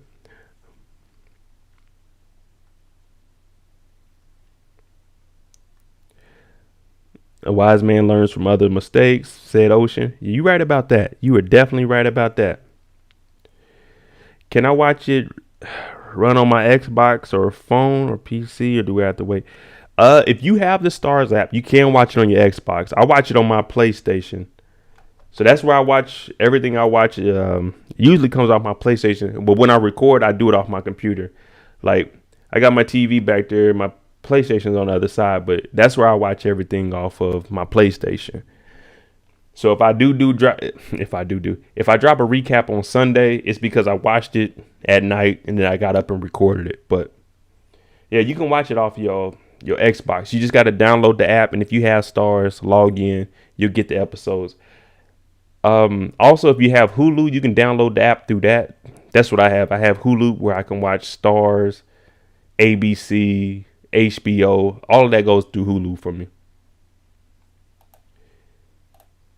Yeah, it is online. I mean, if you want to look at it online, you can definitely look at it that way. Are you doing recap on BMF? Yeah, we got BMFs. So that's before I started doing the live streams. We got all of those. Every episode is up. Excuse me. Every episode is up for BMF on there. When that comes back on season 2, we'll have the live streams for it. Book 2 season 2 is where we first started the live streams, but there's recaps for book 2. All the recaps for season 1 and season 2 are up on my channel. Book 3, Raising Kanan, all the recaps are up on my channel. All of this season are up. Every episode of this, I have a live stream for it, except for episode 5. I was in Costa Rica. And then when book 4 starts, Tommy's Forest, I have all those up too. Am I going to recap Euphoria? Is that a new show? Like I said, I don't want to jump into shows that are season 2, season 3. When I first started my YouTube channel, what happened? Okay, 2014 is when I created my channel, but I wasn't doing anything. I was just overseas in Germany and I was just watching everybody else's YouTube. 2018 is when I did the first episode of Power. So I think that was season 4 or season 5 of Power. So what I do now is if it's a new show, I like to jump in it from the first season and we do it together. So I don't know what Euphoria is about, because honestly, the shows that do the best on my channel have been the Power and book series, and me breaking those down. That's what's really doing good. I have like 5 other recaps that I'm doing right now. The Game, Grand Crew, of course, Power. There's several other things, but they don't do as good. People like Power on my channel, so that's why I do a lot of breakdowns during the week. Corinthia, if you can send me a message on Instagram at MoedotJ and just give me like a little background about the first season, I'll probably put up a poll and see if people want me to do it, because trust me, it's a lot of work doing all this, watching these shows, breaking down like recaps, and then putting together all these little slideshows. Like, let me show you something. Like, I'm really putting in work. So I'm trying to take the YouTube serious this year. And that's why I'm like asking for donations, because if I'm going to be on here for 2 hours, at least, you know what I'm saying, at least get me a meal out of being on here.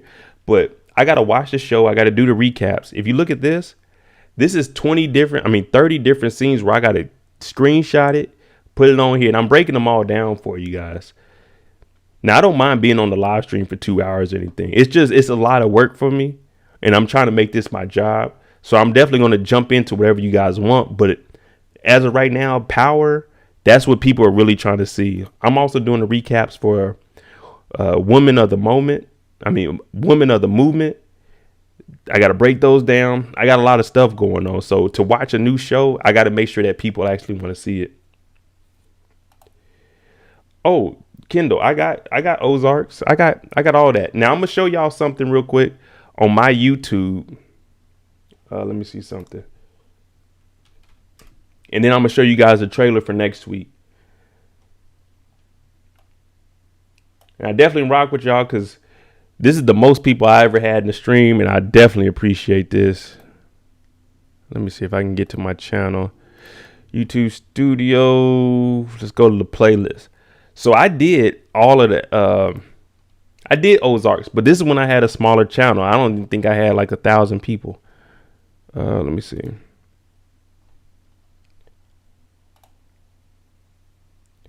Clickbait did pretty good. People like that. I did Squid Games, On My Block, Wild the Last Man. So there's a lot of shows people don't really tune into, but Cruel Summer, I did that. That was actually pretty good. See, I got Snowfall here, April 21st, 2021. Them. So I do a lot of shows, but once I'm committed, I'll probably finish them all. But if I get to like episode 4 or 5 and it's not really doing too good, then I'm probably going to stop. But look, April 3rd, 2020. Look at the old thumbnails and stuff. They were all raggedy and stuff. So I've been growing and I've been trying to make things go, you know what I'm saying? What is it? Let me see. Episode 1. Yeah, so season 3, I got it up here. But see, I was getting like 1,000 views. I was smaller then, but I even had this lame ass intro. Well, I thought it was cool when I did it because this is, you gotta think, I made this intro back in like 2018. Look at this shit. Man, we've grown. And the quality was trash. But yeah, I did Ozark season 3, March 28th, 2020, 10 days, 10 episode recaps. So I was doing all of that. You know what I'm saying? I've been putting in some work. It's finally paying off, but I'm definitely trying to, you know what I'm saying, take it serious this year. But I got you guys. Let me see. How could a judge?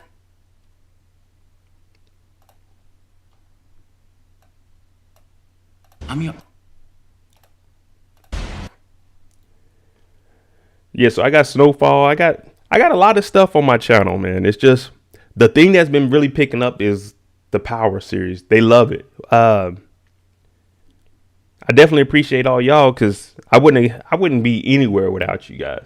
I could be on here with 3 or 4 people. You know what I'm saying? I'd still be doing it for y'all, but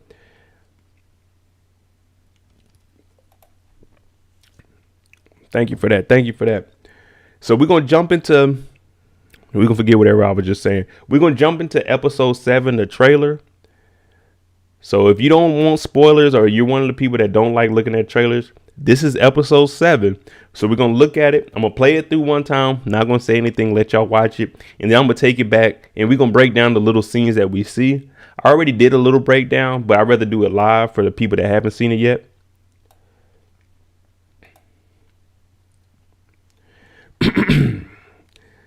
Miss Talkbox talking about, yeah, I don't watch that other stuff. All right, here goes episode 7. If you don't want, let me make this clear. If you don't want a sneak peek of next week, I appreciate you. Hit that like button, hit that subscribe button before you dip out, because we about to play the trailer for episode 7. I know my older brother, he doesn't like seeing trailers. So let's jump into this. Let's see what we got going on. How could a judge grant him bail? I'm your only hope of you getting your sister back. If we don't do something now, he'll become a bigger monster than his father. You're getting ready to take over Queens. You're gonna ruin everything we worked so hard for. Someone who has access to you is framing you. You gotta be sure. Everything I did was to protect you. You're playing a dangerous game. Uh-huh. Y'all see that? Tamika is back. And what did Tamika tell Tariq at the end of the regular Power? Y'all remember that? I'm gonna break that down this week. But Tamika is back, and it sounds like she's trying to take Tariq down. Now let's go ahead and jump on back. How could a judge grant him bail? How could a judge grant him bail? Well, Carrie, look at Tate. He got his eyes closed. Like, let me tell you how he granted him bail. I talked to the judge, but Carrie doesn't want Tariq out. And we just heard her talking to Lauren, and Lauren said, "Oh, you was too busy fucking Zeke."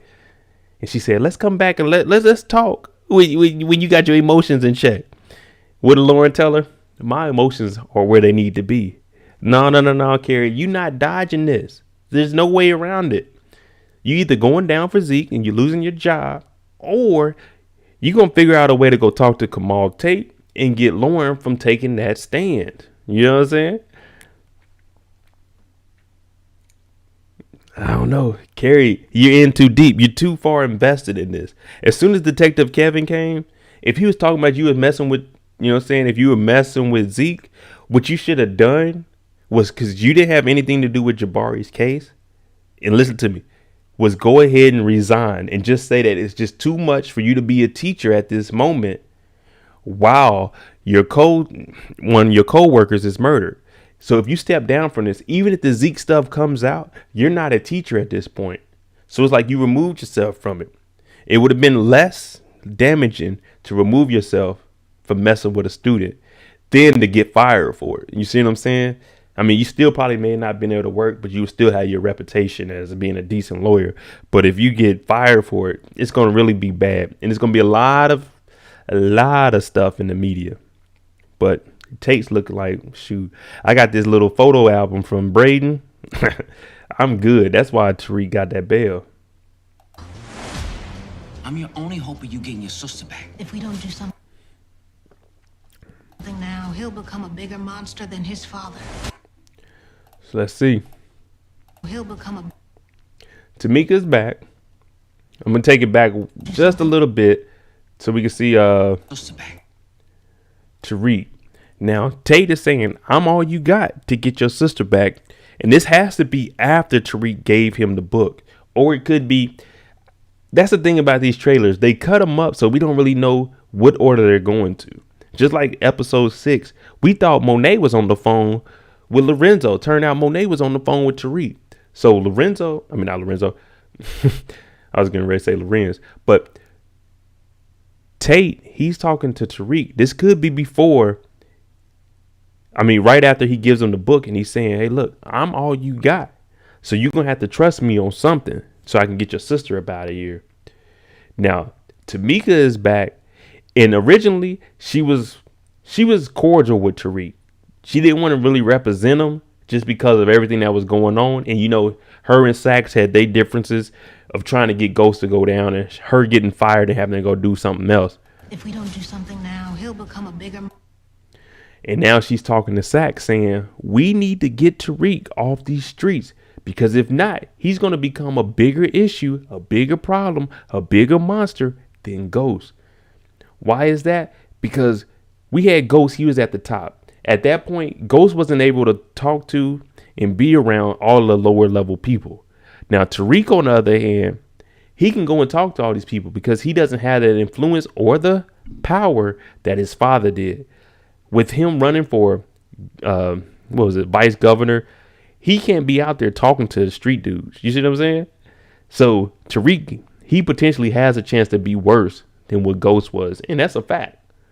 That is a fact. Let me see. Tamika going to help Reek in a way. She going to be in a position like Saxe. She know what he's capable of, but still going to help. I think Saxe is going to be the one. I think it's going to flip. Saxe is going to be the one that's going to help. And Tamika is going to be the one trying to bring him down. Effie going to kill Tariq my bad, Tariq. Effie ain't going to kill you. She going to throw that thing on you. She may take that soul, but she ain't going to kill you. She going to kill Kane for Tariq. Yeah, she did mention, is it okay to be around Kane? Because it's going to be dangerous for Tariq. You see what I'm saying? So she's going to be looking at it. I know somebody mentioned earlier she may have had a past with Kane. I don't think she really had a past with him. It's more of, I see what's going on now. You didn't tell me what happened.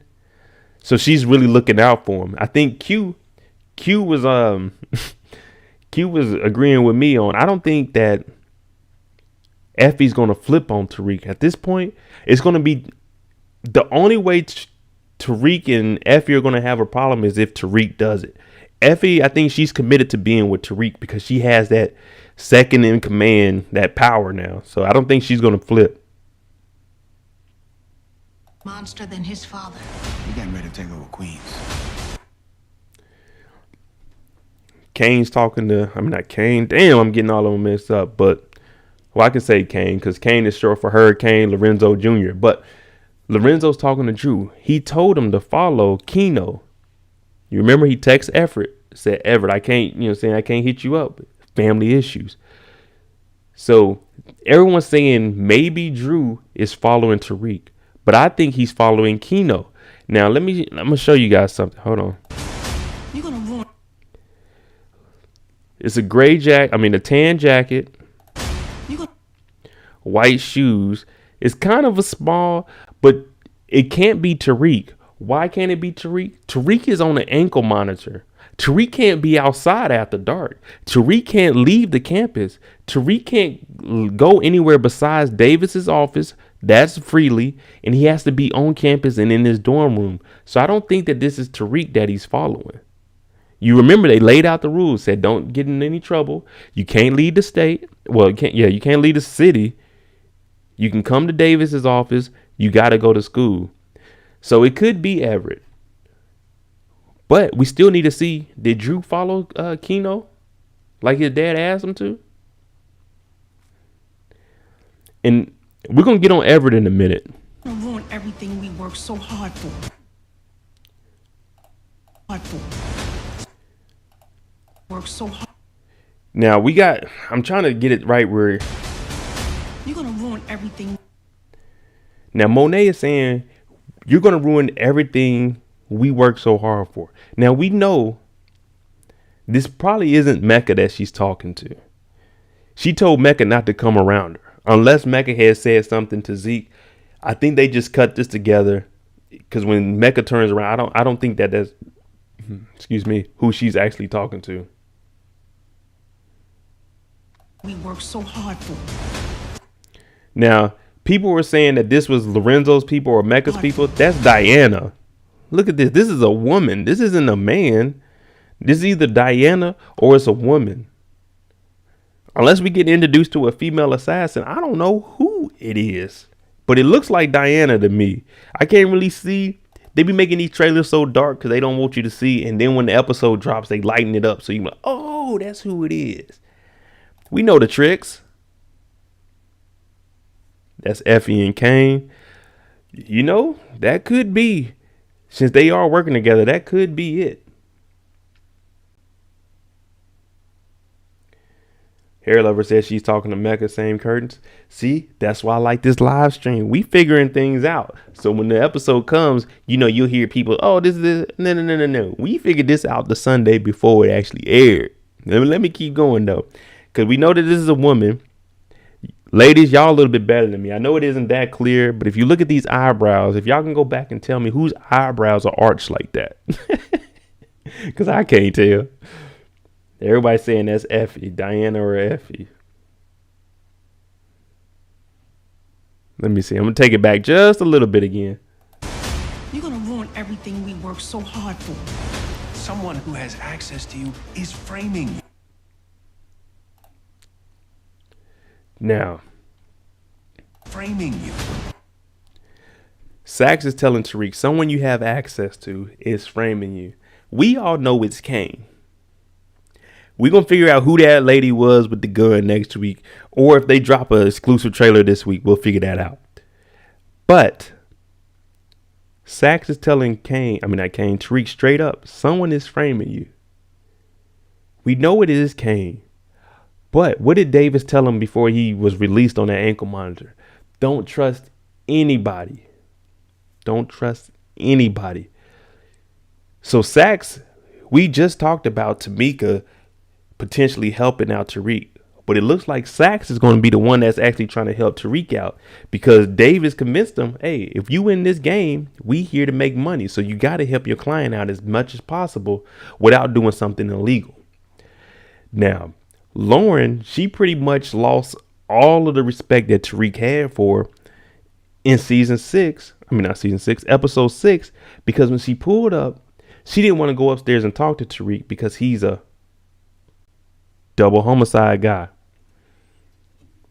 So she's over here trying to figure things out. I wouldn't talk to Carrie about it, and I called her out on that.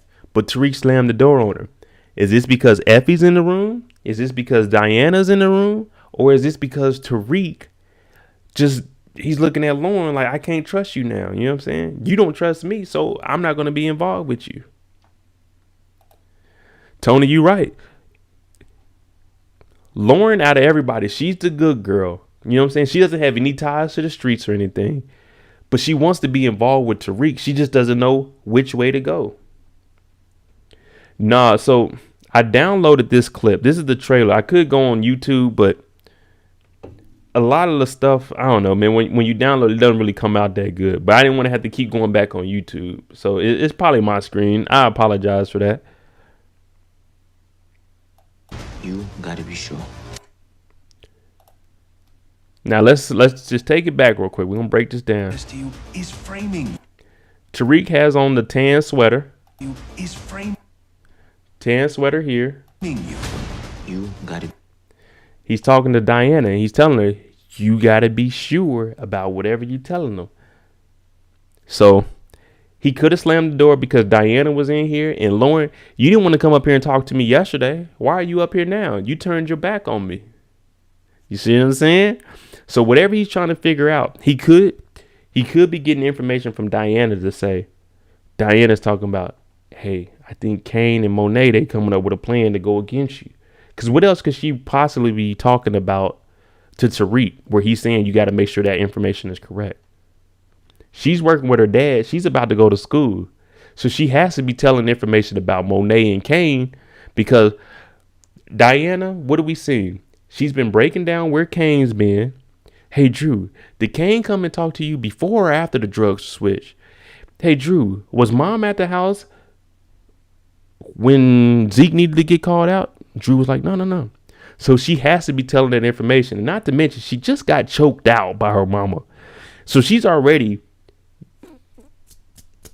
giving up all information, trying to make some bread elsewhere because I'm not working with my mom and she didn't choke me out, talking about she'll kill me. It's one thing for your mom. We've all been young. Our mom said, I'm going to kill you. I brought you in the world. I can take you out. But we ain't been choked in the bathroom. You doing your hair. Diana getting ready. You know what I'm saying? I'm looking good. Okay, my daddy home. I got my dad out. You getting choked up? Oh, no. So she has to be telling either on Kane or on Monet. Diana need help on how to outplay folks. That's true. Hair Lover says she's discussing Kane. That's what I'm saying. It's either Kane or she's talking about Monet.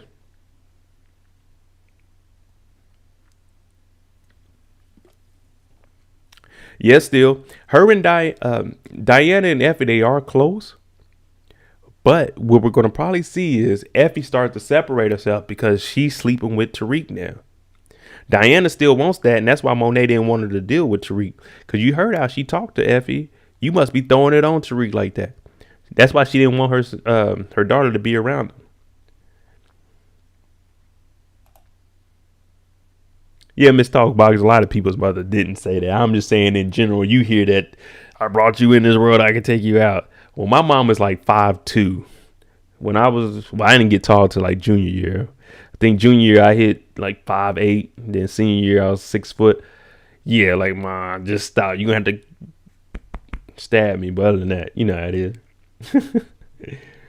Kendall said it could be an intimate moment. Let me hear what they got to say again. If Tariq is talking and sexy talking about, are you sure?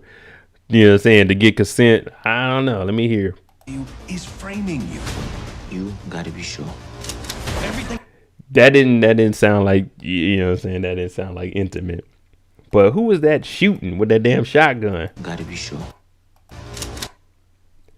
But it looks like they running up in the spot. Now you remember, what did Drew tell Lorenzo? We had to eliminate the threat. And you know who that was shooting? Keno brought in his boy, right? What did Lorenzo tell him? Lorenzo told him, look right there. Lorenzo told his son, Drew, we need to get the second in command.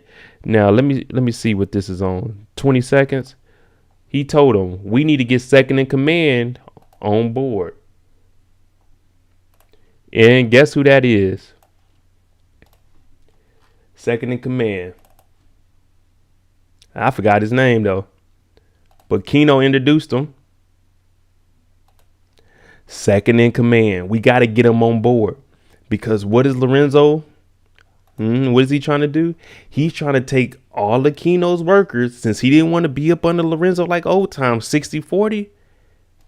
You got second in command up under him. So now all of Keno's group, if they do this successfully, he will run. I forgot his name, but he will run it and he will work directly with Lorenzo and take that 40% profit. Look at that. We figuring things out before the episode even airs.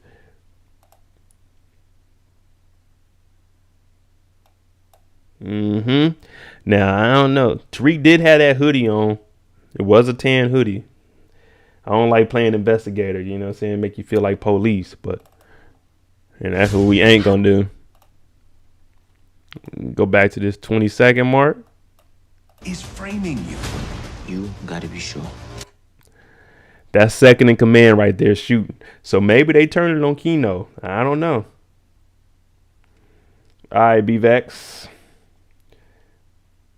Second connect. Carlito, that's right. Thank you, Donna. Thank you. Thank you, Jackie.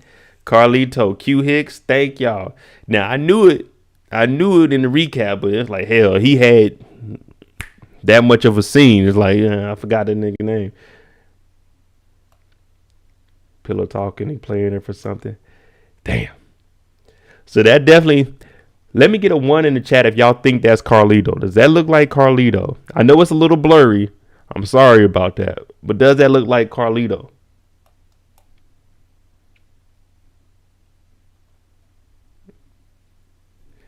Exactly.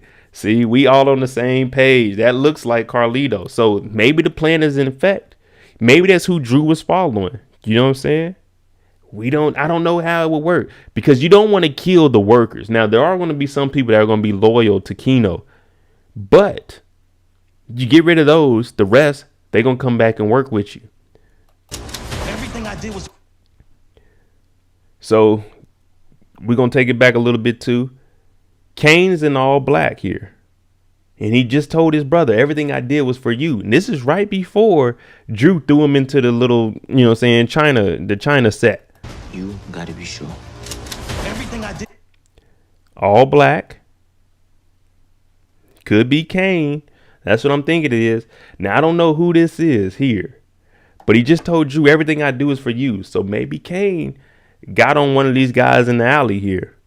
I don't know who it is with this little dragon jacket on, but Kane may have killed somebody. It don't look like Everett, because Everett, we ain't never seen a nigga Everett wear a do-rag, so it can't be Everett.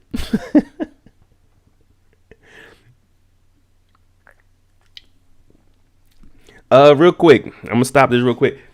Granny, Keno is a right-hand man for Lorenzo. When Lorenzo got out of jail, he used to be in jail with him, and he used to run the organization inside the jail with Lorenzo. And it was 60% went to Lorenzo, 40% went to Keno. Now, Keno, once he got out, he went and did his own thing. Monet was saying, you were locked up with Lorenzo. Why didn't you come over here? And he was telling them, hey, I'm running my own organization now, because the big homie got locked up. So the reason that Lorenzo's not seeing eye to eye with him is because Lorenzo wanted to stay 60-40, but Keno wanted to run his own organization so he can get that 100%, and then he'll pay out to his people. So Drew is telling Lorenzo that we need to go ahead and knock off Keno and take over all of his people. Now, the reason we were just harping on the second in command is because Carlito is Keno's man. So if we can get rid of Keno, we got to make sure that the second in command is loyal to us. So if they can bring Carlito in to be a part of their organization and take over, he'll take the 40%. He'll be able to play his role. So that's why it's like Drew is supposed to follow Keno. And that's why. Okay, you got it.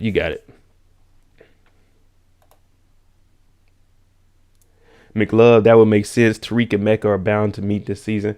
Yeah, they are. You remember the text message? You remember? Jeez Louise, we everywhere. We are everywhere. So we had 21 seconds. I'm gonna jump into that. Right after we finish breaking down this trailer part.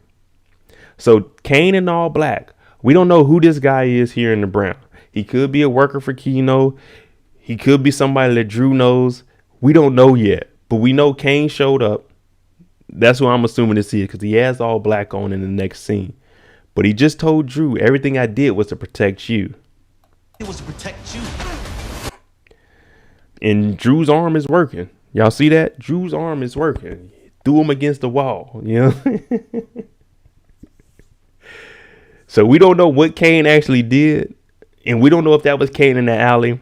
I'm just assuming because it's all black. And it was just a silhouette. So I don't know. We're going to have to see till next week. Hopefully we get some exclusive clips this week. And we can actually see what it was. Or who it was. We see Reek looked on YouTube. Took off his ankle monitor to meet up with Diana at her house. But crept back. I don't think Tariq left his spot though. Because you remember it showed it was the dorm room. Lauren was there and he had that hoodie on. So Diana must have pulled up on him. I don't know if Tariq took that ankle monitor off. That would just be very, very silly right now. Especially with, we already talked about him having a double homicide. You take that ankle monitor off, it's over for you. I think Hair Lover said it best. You ain't getting nothing. Nothing. You going to jail, they whooping your ass. You might not get fed. You going to be in solitary. It's over with. I think that was Tariq in the alley. I don't know. We're going to have to see. If something jumps off, y'all know I'm going to break it down for you. I'm definitely going to jump on it during the week. Let's finish this off and see what we see. Drew's arm is working. He slammed Kane against the wall. We're seeing Drew become that alpha that he's supposed to if he's going to be running the organization. You're playing a dangerous game. Damn, gotta get it back. Dangerous game. You're playing. Davis is talking to Carrie. Now we know how Carrie is. Carrie's trying to get all the attention off of her. Now, the only reason I can see Davis saying this to her is because Saxe went back and said, hey, Lauren said that Carrie lied to her. She talked to Jenny. I heard him. I overheard him. So Saxe is relaying all this information back because Davis is the top dog at this law firm. So him saying that you're playing a dangerous game, Carrie, it has to be something to deal with the Lauren situation, in my opinion.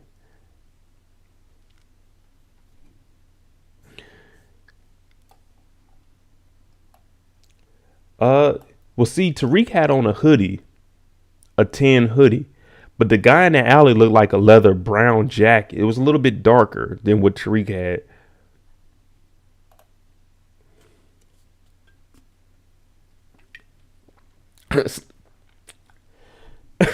Slim said, that's definitely Kane's walking bop.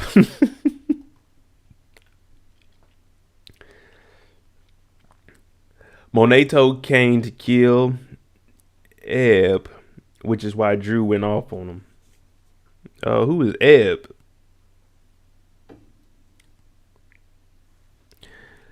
Joseph, let me know who EB is. Elaborate on that. I wanna know who you talking about. Carrie talking about mixed up in the wrong case. She better go cool off and mind her business. Yeah, Carrie's just too deep. If you don't have anything to do with these murders, just leave it all alone. Oh, okay. You said the boyfriend. Okay. I don't know. I couldn't really tell from this preview if that was Everett in the alley. Now, it probably could have been for Drew to get that angry. Yeah, because he's been feeling more comfortable with Everett. And we know that Lorenzo already knows that he's gay. He's like, oh, I peeped that at the party. You know what I'm saying? So I don't know who it is. We're going to have to get another clip so I can verify. Oh, okay. That's Everett.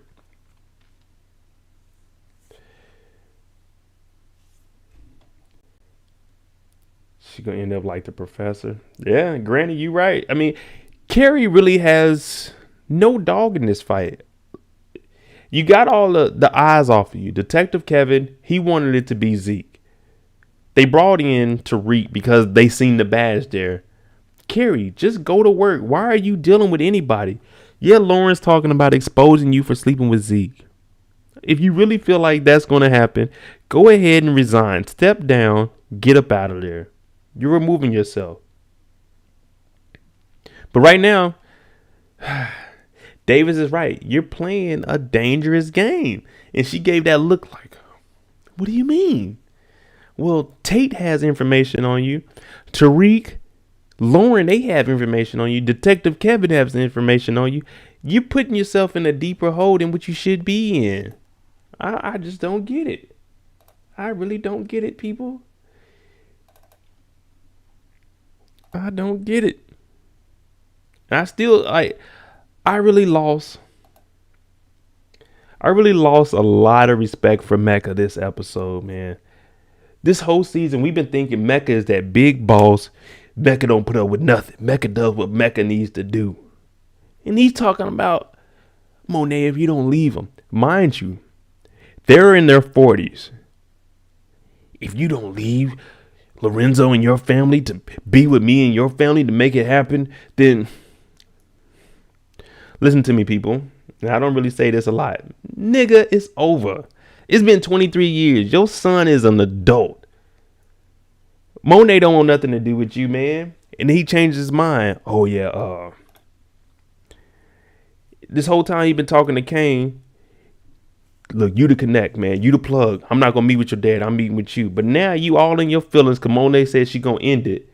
You texting Kane talking about, yo, I changed my mind. Set the meeting up with your pops. What you gonna do, Mecca? What you gonna tell Lorenzo? You gonna try to kill Lorenzo? Or you gonna try to give him a man-to-man talking about, look, man, yeah, I'm the plug, but me and Monet, we got something back in the day. Lorenzo gonna slap the hell out of you. Yeah, you a tough guy, but Lorenzo, he really about this life. You know what I'm saying? He gonna slap the hell out of you. He ain't trying to hear that. We either doing business or we not. What did he tell little Guap? Your dad was about the business. You talking about you messing with my wife? Okay, that was 23 years ago. Slap this nigga. We go find another connect. Mecca really lost a lot of respect for me, man. Now we got us a beef. But what did I say earlier? Behind every great man is the downfall of a woman. Mecca, a successful job, international logistics, trading, doing all this. Now you coming back. He talking about, let me take you and your grown ass kids. Thank you, Tommy Go-Go, for that $5. Thank you. I definitely appreciate it. Mecca talking about, I done did all this. I made myself a successful man. Like Lucky the Giant said, prior military, you got all this money. Monet, let me take care of you and your kids. Nigga, these ain't kids. They all 19 plus. I got trust funds for all of them. For what? They not your kids. It's not like they 6 and 7 years old, Mecca. What the hell, bro? What the hell? Joseph, how don't Mecca and Lorenzo know each other? Well, you got to understand, Mecca, we don't know how long he's really been into the dope game, moving drugs and stuff. Because he has a LinkedIn profile that pretty much says, oh, Dante, he's been overseas, international trading, logistics, and moving all this stuff. Lorenzo's been in jail for 10 years, 10, 15. It's 10 years, 25 years for manslaughter. He had 15 years left. He did 10. Now he's been in. If Mecca's been overseas, prior military, moving overseas, that's probably why they don't know each other. But still, if you made yourself this much of a man, all you should want to do is be able to talk to Zeke. Why are you trying to take Monet out the game? Monet, you ain't never got to work again. Your kids, I'm going to give them a trust fund. What? This doesn't make any kind of sense. Now, if I'm Kane or if I'm Drew and my mom's like, yeah, there's a guy that's going to put you guys in a trust fund. I'm like, first of all, what do we got to do to get this money, ma? Like, what does he want from us? Yeah, I definitely take this trust fund. What age do we get the trust fund money? Because if he talking about 45, no, I'm not doing all that. It doesn't make sense to me. I want somebody to explain to me what Mecca has on his mind right now with this whole situation. After Monet said it's over with, continue with your operation, your job. You have a chef that will kill somebody whenever you tell him to. Why are you worried about Monet that doesn't even own a house? She's 50-50 on the ownership of the house. What does Monet have to her name besides some Fendi clothes? My bad, y'all. You know, I just get on my rants. Mecca and Reek together would be dangerous. But Tariq ain't trusting too easy this half of the season. Yeah, he can't trust Monet because she had Kane on his ass. Kane set him up, and that's what he told her. Hey, you got to control your son. Let me see. Yeah, see, Dream Faith, she with me. Who wrote that? Come on now. Adamsville. Mecca just trying to get a free courtside seats when Zeke hit the league. That's if Zeke hit the league. Zeke ain't played since he got shot. He outside at a regular basketball court. Now, I don't know where y'all grew up, but we see how Zeke is. Zeke is very naive. But let me get to it.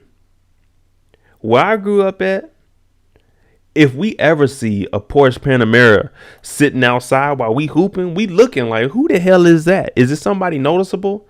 Zeke out here don't know what's going on, oblivious to his surroundings. Mecca out here watching him. I'm like, man, who the hell is this dude? And if I'm trying to go to the league, I'm not out at no damn New York basketball court after being charged for some murders. No. I'm not out there. I'm at the school hooping where the agent came and met me at. But we got to remember, this is Zeke, Ezekiel Cross, the guy that was in questioning for 12 hours. And then he got out and went back, dyed his hair blonde. And he was talking to people talking about, yeah, man, when I was locked up. Nigga, you wasn't locked up. You could have got up at any moment and left that damn questioning. Yeah, when I was locked up, it made me really think about life. Zeke, if you don't get your ass out of here. And then Monet talking about, shh, Zeke's upstairs resting. He been in jail all day. Man, that dude was just in questioning. If you don't get out of here, Monet. And y'all know I'm telling the truth. Y'all know I'm telling the truth. Now, I done been out there. I know how it is in these streets. I grew up. Y'all may not think it's as bad, but you go ahead and look us up. First 48, Kansas City, Missouri. That's where I'm from. And my high school lost accreditation. I had to move out to the suburbs because the nigga would have graduated with a degree that meant nothing. I mean, a diploma that meant nothing. 2003 is my graduation class too. So I was really out there.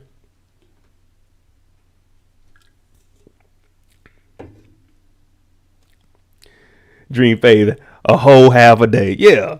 Zeke in there, he talking about, all right, look, man, I don't know nothing about this. And me and Carrie, we not messing around. Like Zeke in there snitching.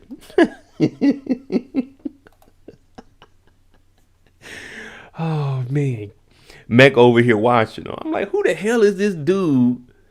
This damn Hispanic guy over here with a beard in this car watching me.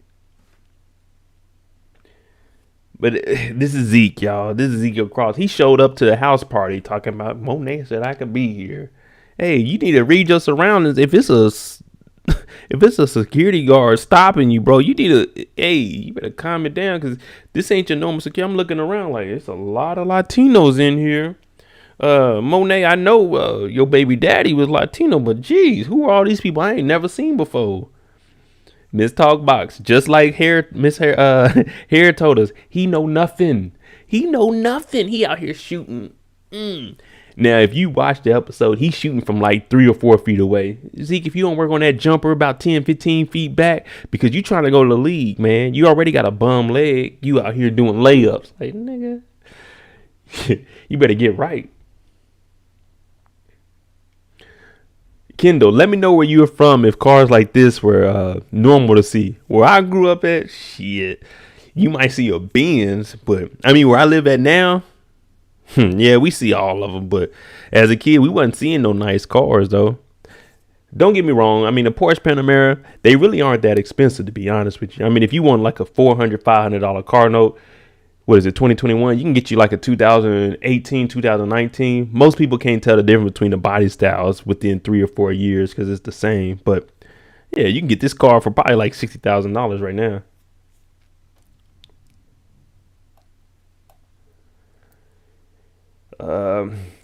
Mecca not going to kill his son. He's sneaky, but not Kanan. 50 Cent. But I think he might kill or hurt one of Monet. Yeah, Granny, I don't think he's going to kill him. I'm just saying, you know if somebody's watching you. Hey, man, this dude ain't got out of his car. It's the barbershop over here.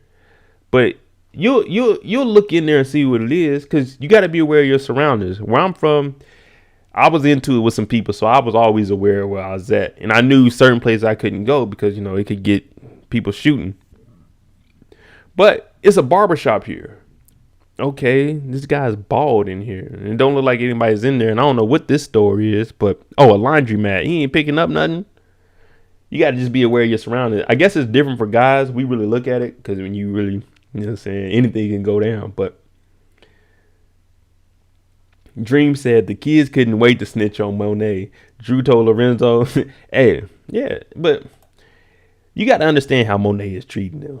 Yes, and she was on their ass. I'm telling you, if I get, damn, I wear this necklace every day, but if I had some hands around my neck, I'm telling. Now, it's a difference between snitching to the law and me going to tell my dad, hey, Dad, Mom whooping my ass in that bathroom. I'm just trying to do my hair. If I'm in there putting my do-rag on, brushing my hair, my mom come behind me with a towel talking about she'll kill me. I'm telling my dad.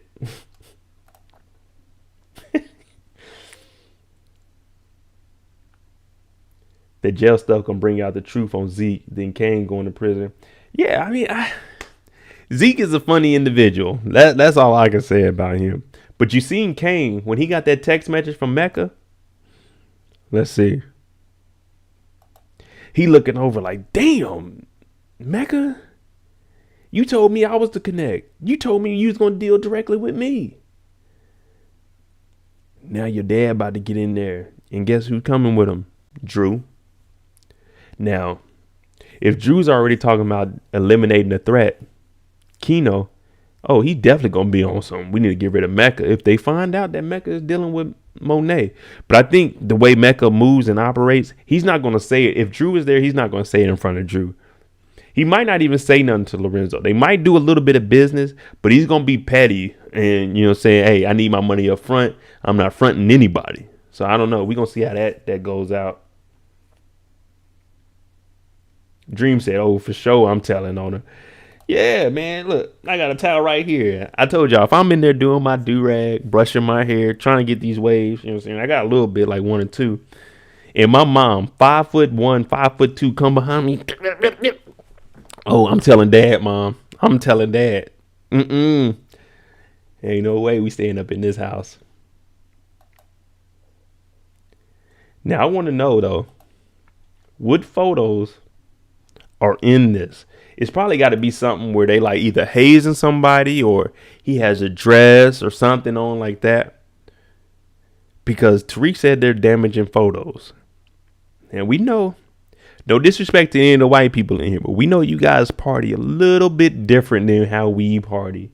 It could be anything. And we know that there's some wild things. You guys can have where they're chugging beer. Sometimes they don't just chug it in their mouth. You know what I'm saying? So it could be some damaging things in that thing. And we not going to touch bases on that. We're going to see what Tate has to say about it.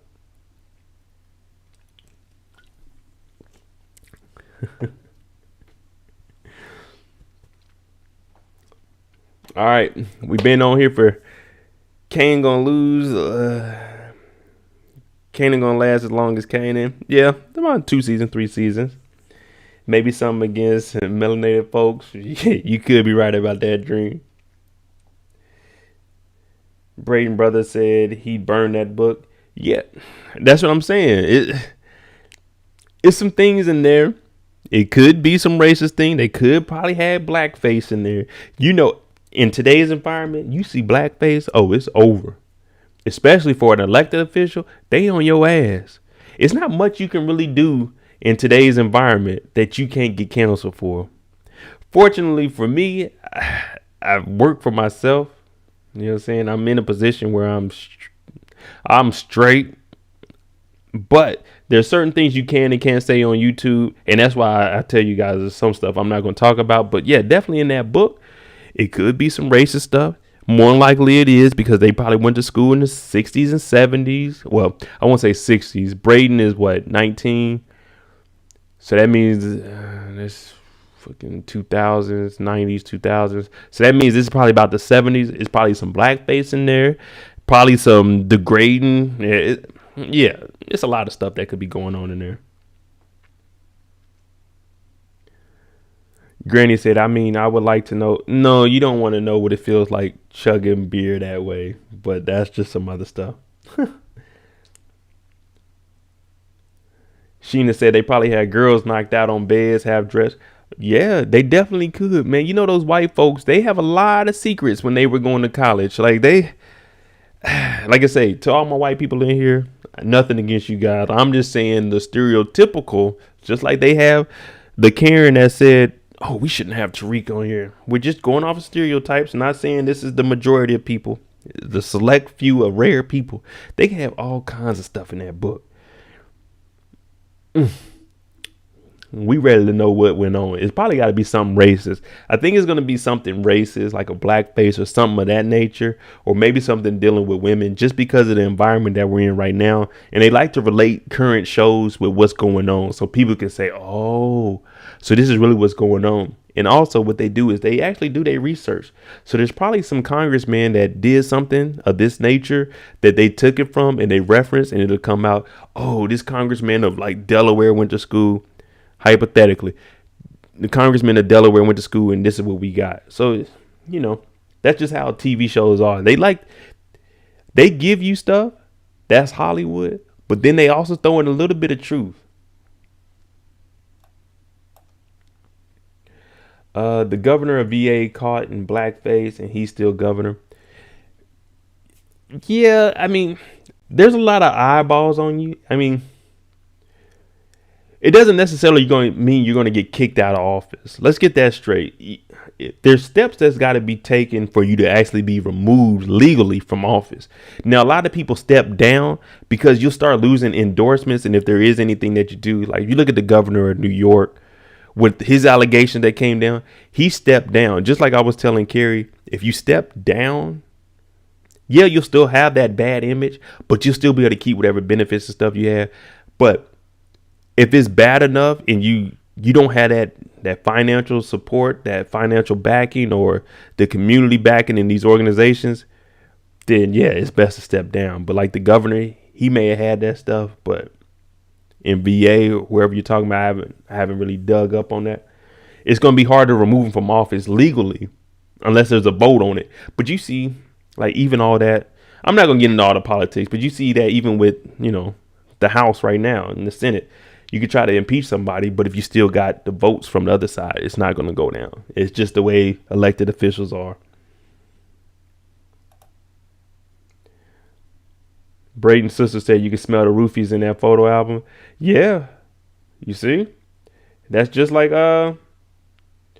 what they were saying. It's like Sheena said, it's probably knocked out girls, half dressed on the bed. So it's a lot of stuff that could be in that book.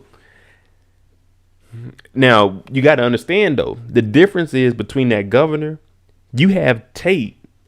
That Tate is going to be pushing it because Tate wants that Congress seat. Simon has a lot of power. What did Simon tell Detective Kevin? Everybody answers to me. So within New York City, everybody answers to Simon. Yeah, we know this is fictional, but everybody answers to him. What did Tate have behind him?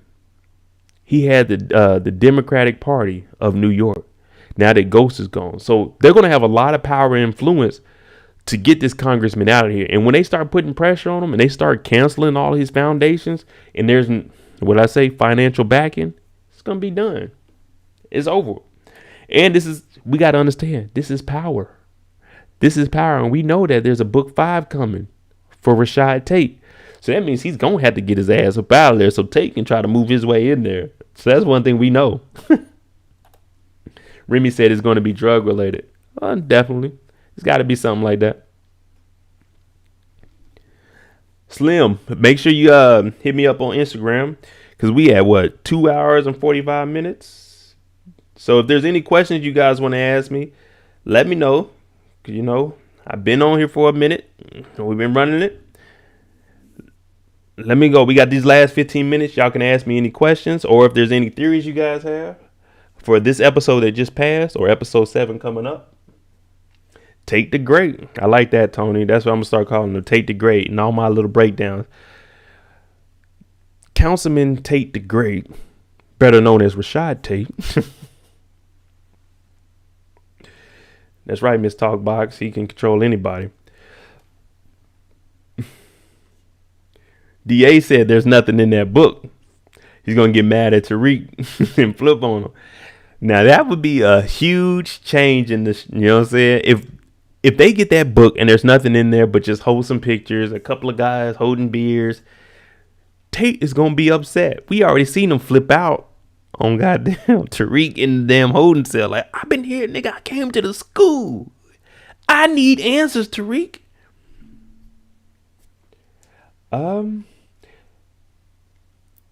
Brandon wants to know how long before Tate and his brother start beefing. Rashad and Kamal, I don't think that they're going to beef. I think they're going to have their differences where Kamal is telling Tate, hey, man, don't be working with Tariq, man. The evidence is saying Tariq has something to do with this. So I don't think that they're going to beef. From what we know about Kamal is he really worked his way up the legitimate way. From being a detective, an officer to detective, to now being the lead detective for the DA's office. I think he's going to be on the straight and narrow and try to convince his brother that, hey, we got to do something about Tariq because all the evidence is pointing towards him. Now, since we are confirmed that Rashad is going to have a spinoff, this could potentially get rid of Tariq, but we know that there's going to be a season 3 of Ghost. So, knowing all of that, I don't think that they're going to beef. And I think Rashad is still going to stick to Tariq, and they're going to try to put this murder probably on Kane. So it won't be a beef. It will be a disagreement between the two. But yeah, I definitely don't think there's going to be a beef. It'll just be, hey, Rashad, you got to do what's right. And Rashad is saying, look, bro, I'm trying to make it into Congress. We got to do this. Let's try to put it on, you know what I'm saying? There's no way that Tariq committed both of these murders. Let's put it on Kane.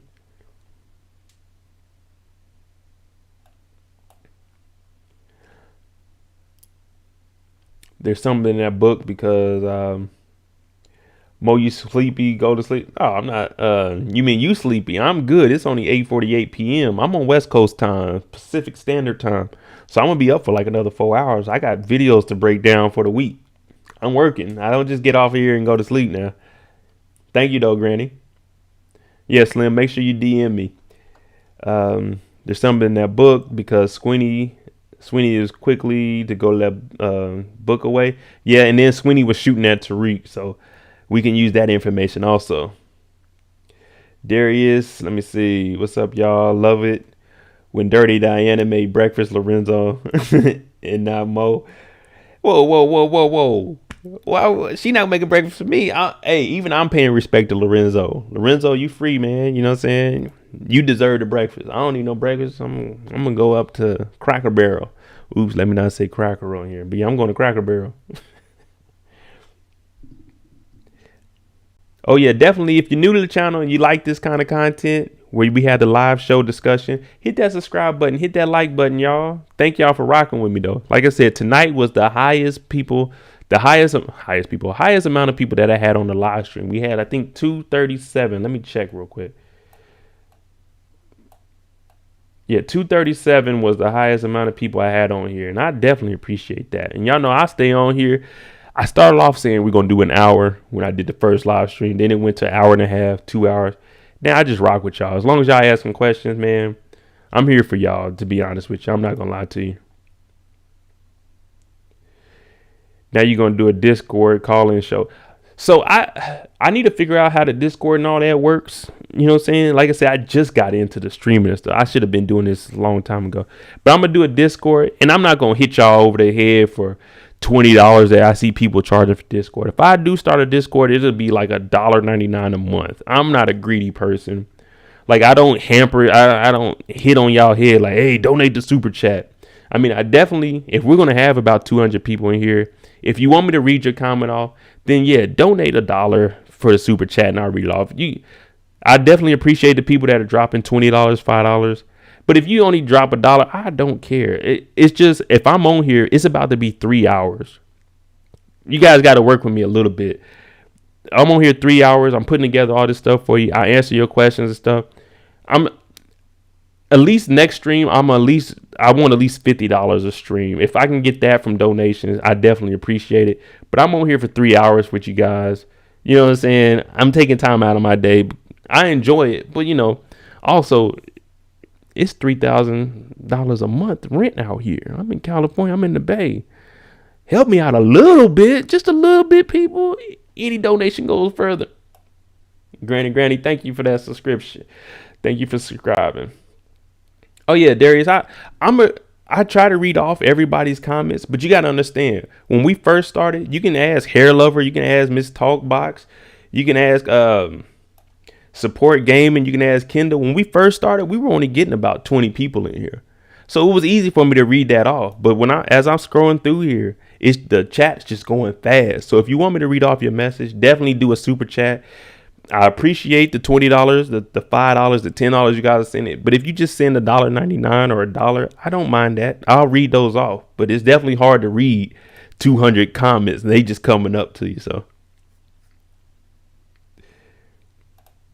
hey, Remy in the Bay. There you go. Lorenzo only has Diana. Tony, I think he has Drew also though. Diana's the one that got him out. Diana's loyal. Diana was upset though. Let's not get that confused. Diana was upset when he said he paid for St. John's because she wanted to go to Stansfield. But guess who was hating?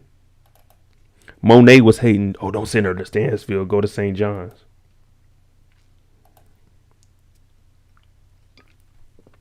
And he has Drew.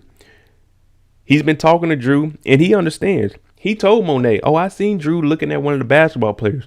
So Lorenzo has no issue with his son being gay or anything like that. So he wants his son because of his thinking power. If that means the legacy's got to go on and it goes to Drew, then so be it. But I know Drew is going to run the organization 10 times better than Kane.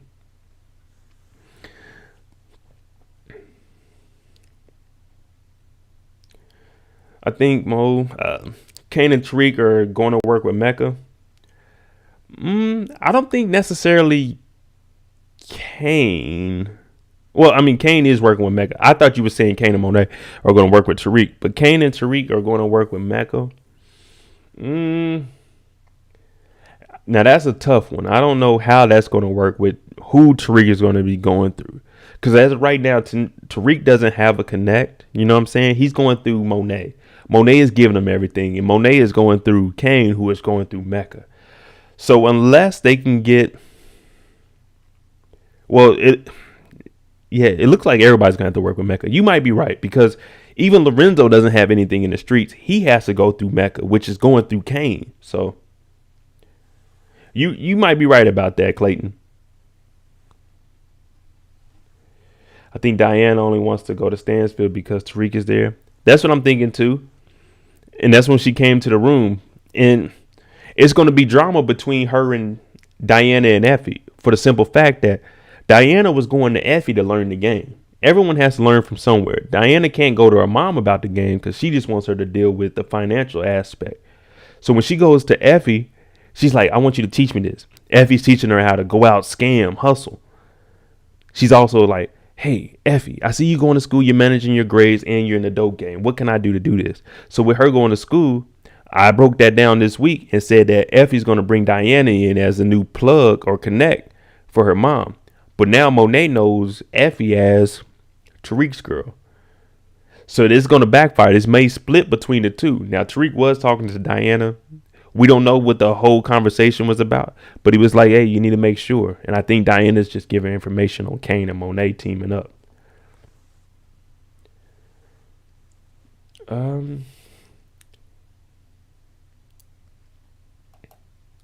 Let me see. Drew gives mixed emotions on his father running the organization.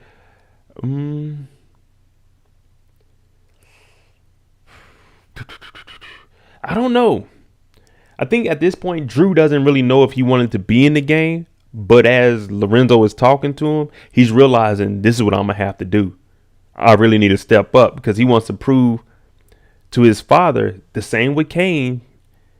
They wanted that father figure in their lives since they didn't have it. And Monet was treating them so bad. They both want to prove to their dad that they're able to do what is required of them. That's why Kane was so upset about Drew potentially taking over. And now Drew telling Everett, hey, whatever we had going on, it's an emergency. We got the text message right here. It's an emergency. I got to go do some stuff with my pops. Family emergency. I'll call you when I'm free. So even he's saying, I'm going to prove to my dad because we see how Lorenzo is treating him. Lorenzo isn't discriminating against him. He's saying, Drew, I want you to step up. This is what I want. I got a plan for you. He's giving him an option to do something. While as when Zeke got out of jail, what did Monet say? Oh, stay at the house with Zeke. Make sure he doesn't do nothing. And what did Drew say? Oh, I'm a bona fide babysitter now. So I say it's mixed emotions, but Drew is trying to prove himself to his dad because he also knows I can run this organization. And you see, what did he do? He went in there. Dang, I got shot here. His dad told him to be strong. And what did he do? He came up with a plan. Dad, we need to take out the threat. And what did Lorenzo say here? Drew, right here. Drew, I'm taking your advice. You see what I'm saying? So Lorenzo is playing to his son and building up that confidence in him. That's just what I see. I could be wrong.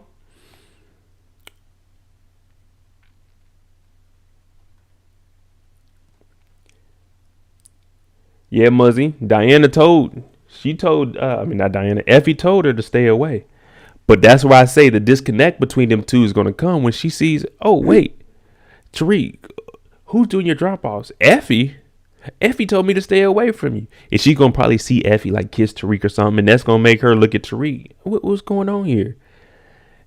Everybody's all over the place, man. It's sad to see this. It's like no one has anything in order. Once you think somebody's doing good this direction, A and B, shit, you see F come over here and it's like, okay, A, C, D, F, and like, damn, who's who?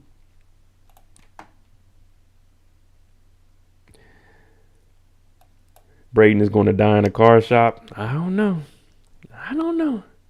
All right, Slim, I got you. I'll hit the Instagram up. Like I said, the best way to get in contact with me, people, is just to DM me on Instagram. I respond to everybody on Instagram. YouTube is a little harder because even if they aren't subscribed, they'll comment and it'll pop up for me. So it's a couple hundred. I'm not going to say it's thousands, but it's a couple hundred. Instagram, the DMs are easier. And it's MoedotJ on there also.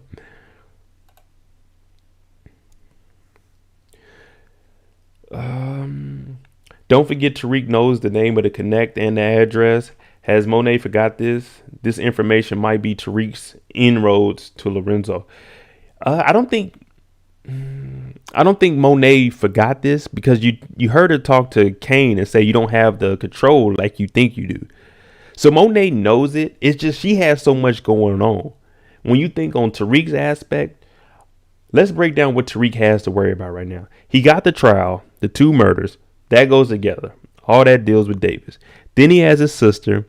And now what he has to deal with is, well, he got Brayden back on his side. So I'm going to just wrap all that in. Brayden and Kane, that's 3 things. But then you just got Monet and Effie's dealing with that. But then when you look at what Monet has going on, she has 4 kids. So she already has exactly what Tariq has. Lorenzo, Mecca, and she has Tariq's issue. So she has 7 things on her plate right now. So I don't think she forgot about it. It could be glossed over, if that makes sense. And on top of that, she has Davis. So she really has 8 things that she has to deal with because Davis is giving her any information if it ties back. Because Lorenzo said, hey, Monet, what the hell are you doing? Kane dug that damn cop body up. How long do you think before they trace Kane to Tariq and Tariq back to you? So she really has almost 10 things on her plate compared to Tariq with about 4 or 5.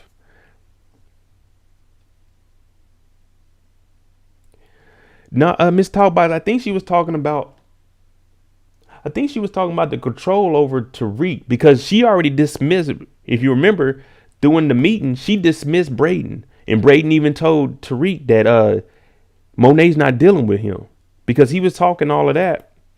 So when they had this meeting, she dismissed him. She told Brayden, you're not ready for this, because he was talking about he's going to use his white privilege. He could ride around with drugs or a dead body. And she said, oh, you're not ready for this game. So I think she, I think she was talking about controlling Tariq. I could be wrong, though.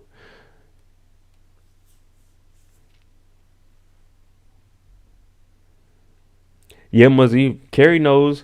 She knows in episode 7, she knows that Tariq is out. Well, hell, in this episode, everybody knows Tariq is out because the little Karen in class is like, oh, man, they're going to let him back on campus?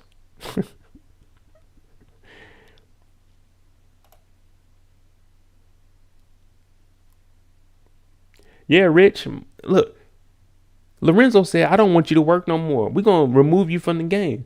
Monet, that's the best thing for you. You're not doing nothing but messing things up.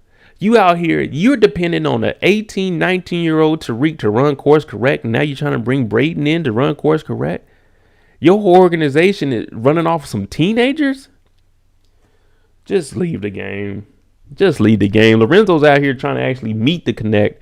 The whole time, Kane got to connect. You ain't once say, let me meet up with him. Whole time, you got a baby by the connect, but you don't even know he's the connect. Because you into your personal life. Monet is worried about Monet. Monet's exit plan is what? Zeke go to the league. Forget what my other kids got. Zeke's going to be our breadwinner. Now he going to sign some rookie contract. Zeke ain't really that good. Let's be honest. We seen him play. He ain't doing nothing that special. He going to sign that rookie contract. He'll probably have like 3-4 years, maybe $8 million. Monet going to blow through that. She going to buy a house. Zeke going to buy a house. And you already know he can't manage money. Diana ain't gonna be able to tell Zeke what to do, because Zeke, he did jail time. So he, man, I'm looking at life now. I'm about to go do my thing. I'm gonna ball out real quick. Oh my God. Then you got Kane gonna be in his ear. Hey man, Zeke, we need to go do this, man. Let me get this new whip. Drew ain't gonna really want to be around because he doesn't want to be a babysitter. See what I'm saying? So when you really look at the bigger picture, Monet, you gotta get right, girl. See, no one ever really took a deep dive into what Monet's plan is. Exactly, Tony. Zeke going to the European League. If Zeke goes to the league, he ain't going to do nothing but get this money, be overweight. Because you got to remember, this whole time Zeke's been with Monet, he hasn't had the special treatment. The only special treatment he had was he played basketball. He comes home, he sleeps on the couch. You know what I'm saying? He doesn't have a lot of bread. He's at school. He ain't played. He got an injury. He was shot. He was charged with a double homicide. So the NBA scouts, they looking at him like, man, Zeke, we might be able to get, let's say Zeke signs a $4 million, 4-year, $8 million deal. He'll get like 1.6 up front. Probably, 1.6 up front the first year, $1 million, 2 the next. Maybe 2, and then in the last year, $3 million. He's not making it 4 years. He's not making it 4 years.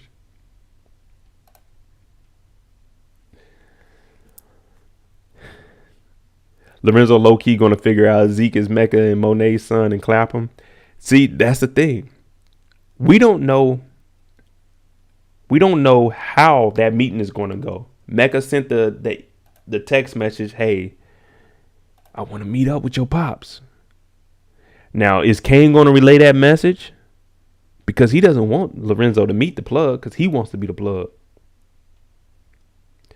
I don't know. We're going to see. But they're going to have to find out that Mecca is the father sometime soon.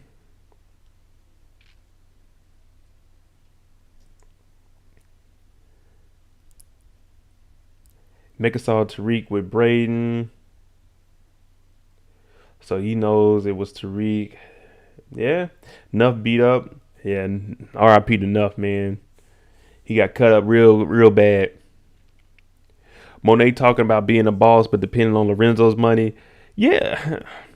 I mean, we went over that earlier, Rich. It's really Lorenzo's organization. Now, they say that the woman is the backbone. The man is the head of the snake, the head of the family, the head of the household. Well, let me tell you guys something. If you remove a backbone from somebody, you can still live. You may not be able to walk, but you can still live and think. You remove the head off of anybody, it's over with. And what Lorenzo is trying to do, which most women won't, they want that provider. He's saying, look, I'm going to give everybody workers. Drew, you're going to have workers. Kane, you're going to have workers. Monet, you're going to have workers for now, but we're going to retire you. Monet, this is the perfect exit strategy. You're about 45 years old. There ain't no reason to be out here chasing the fairy tale, going on helicopter rides with Mecca. Tell him who his son is. Let Lorenzo know this is before I met you. Hey, make it happen. Get up out of here. You have an exit strategy.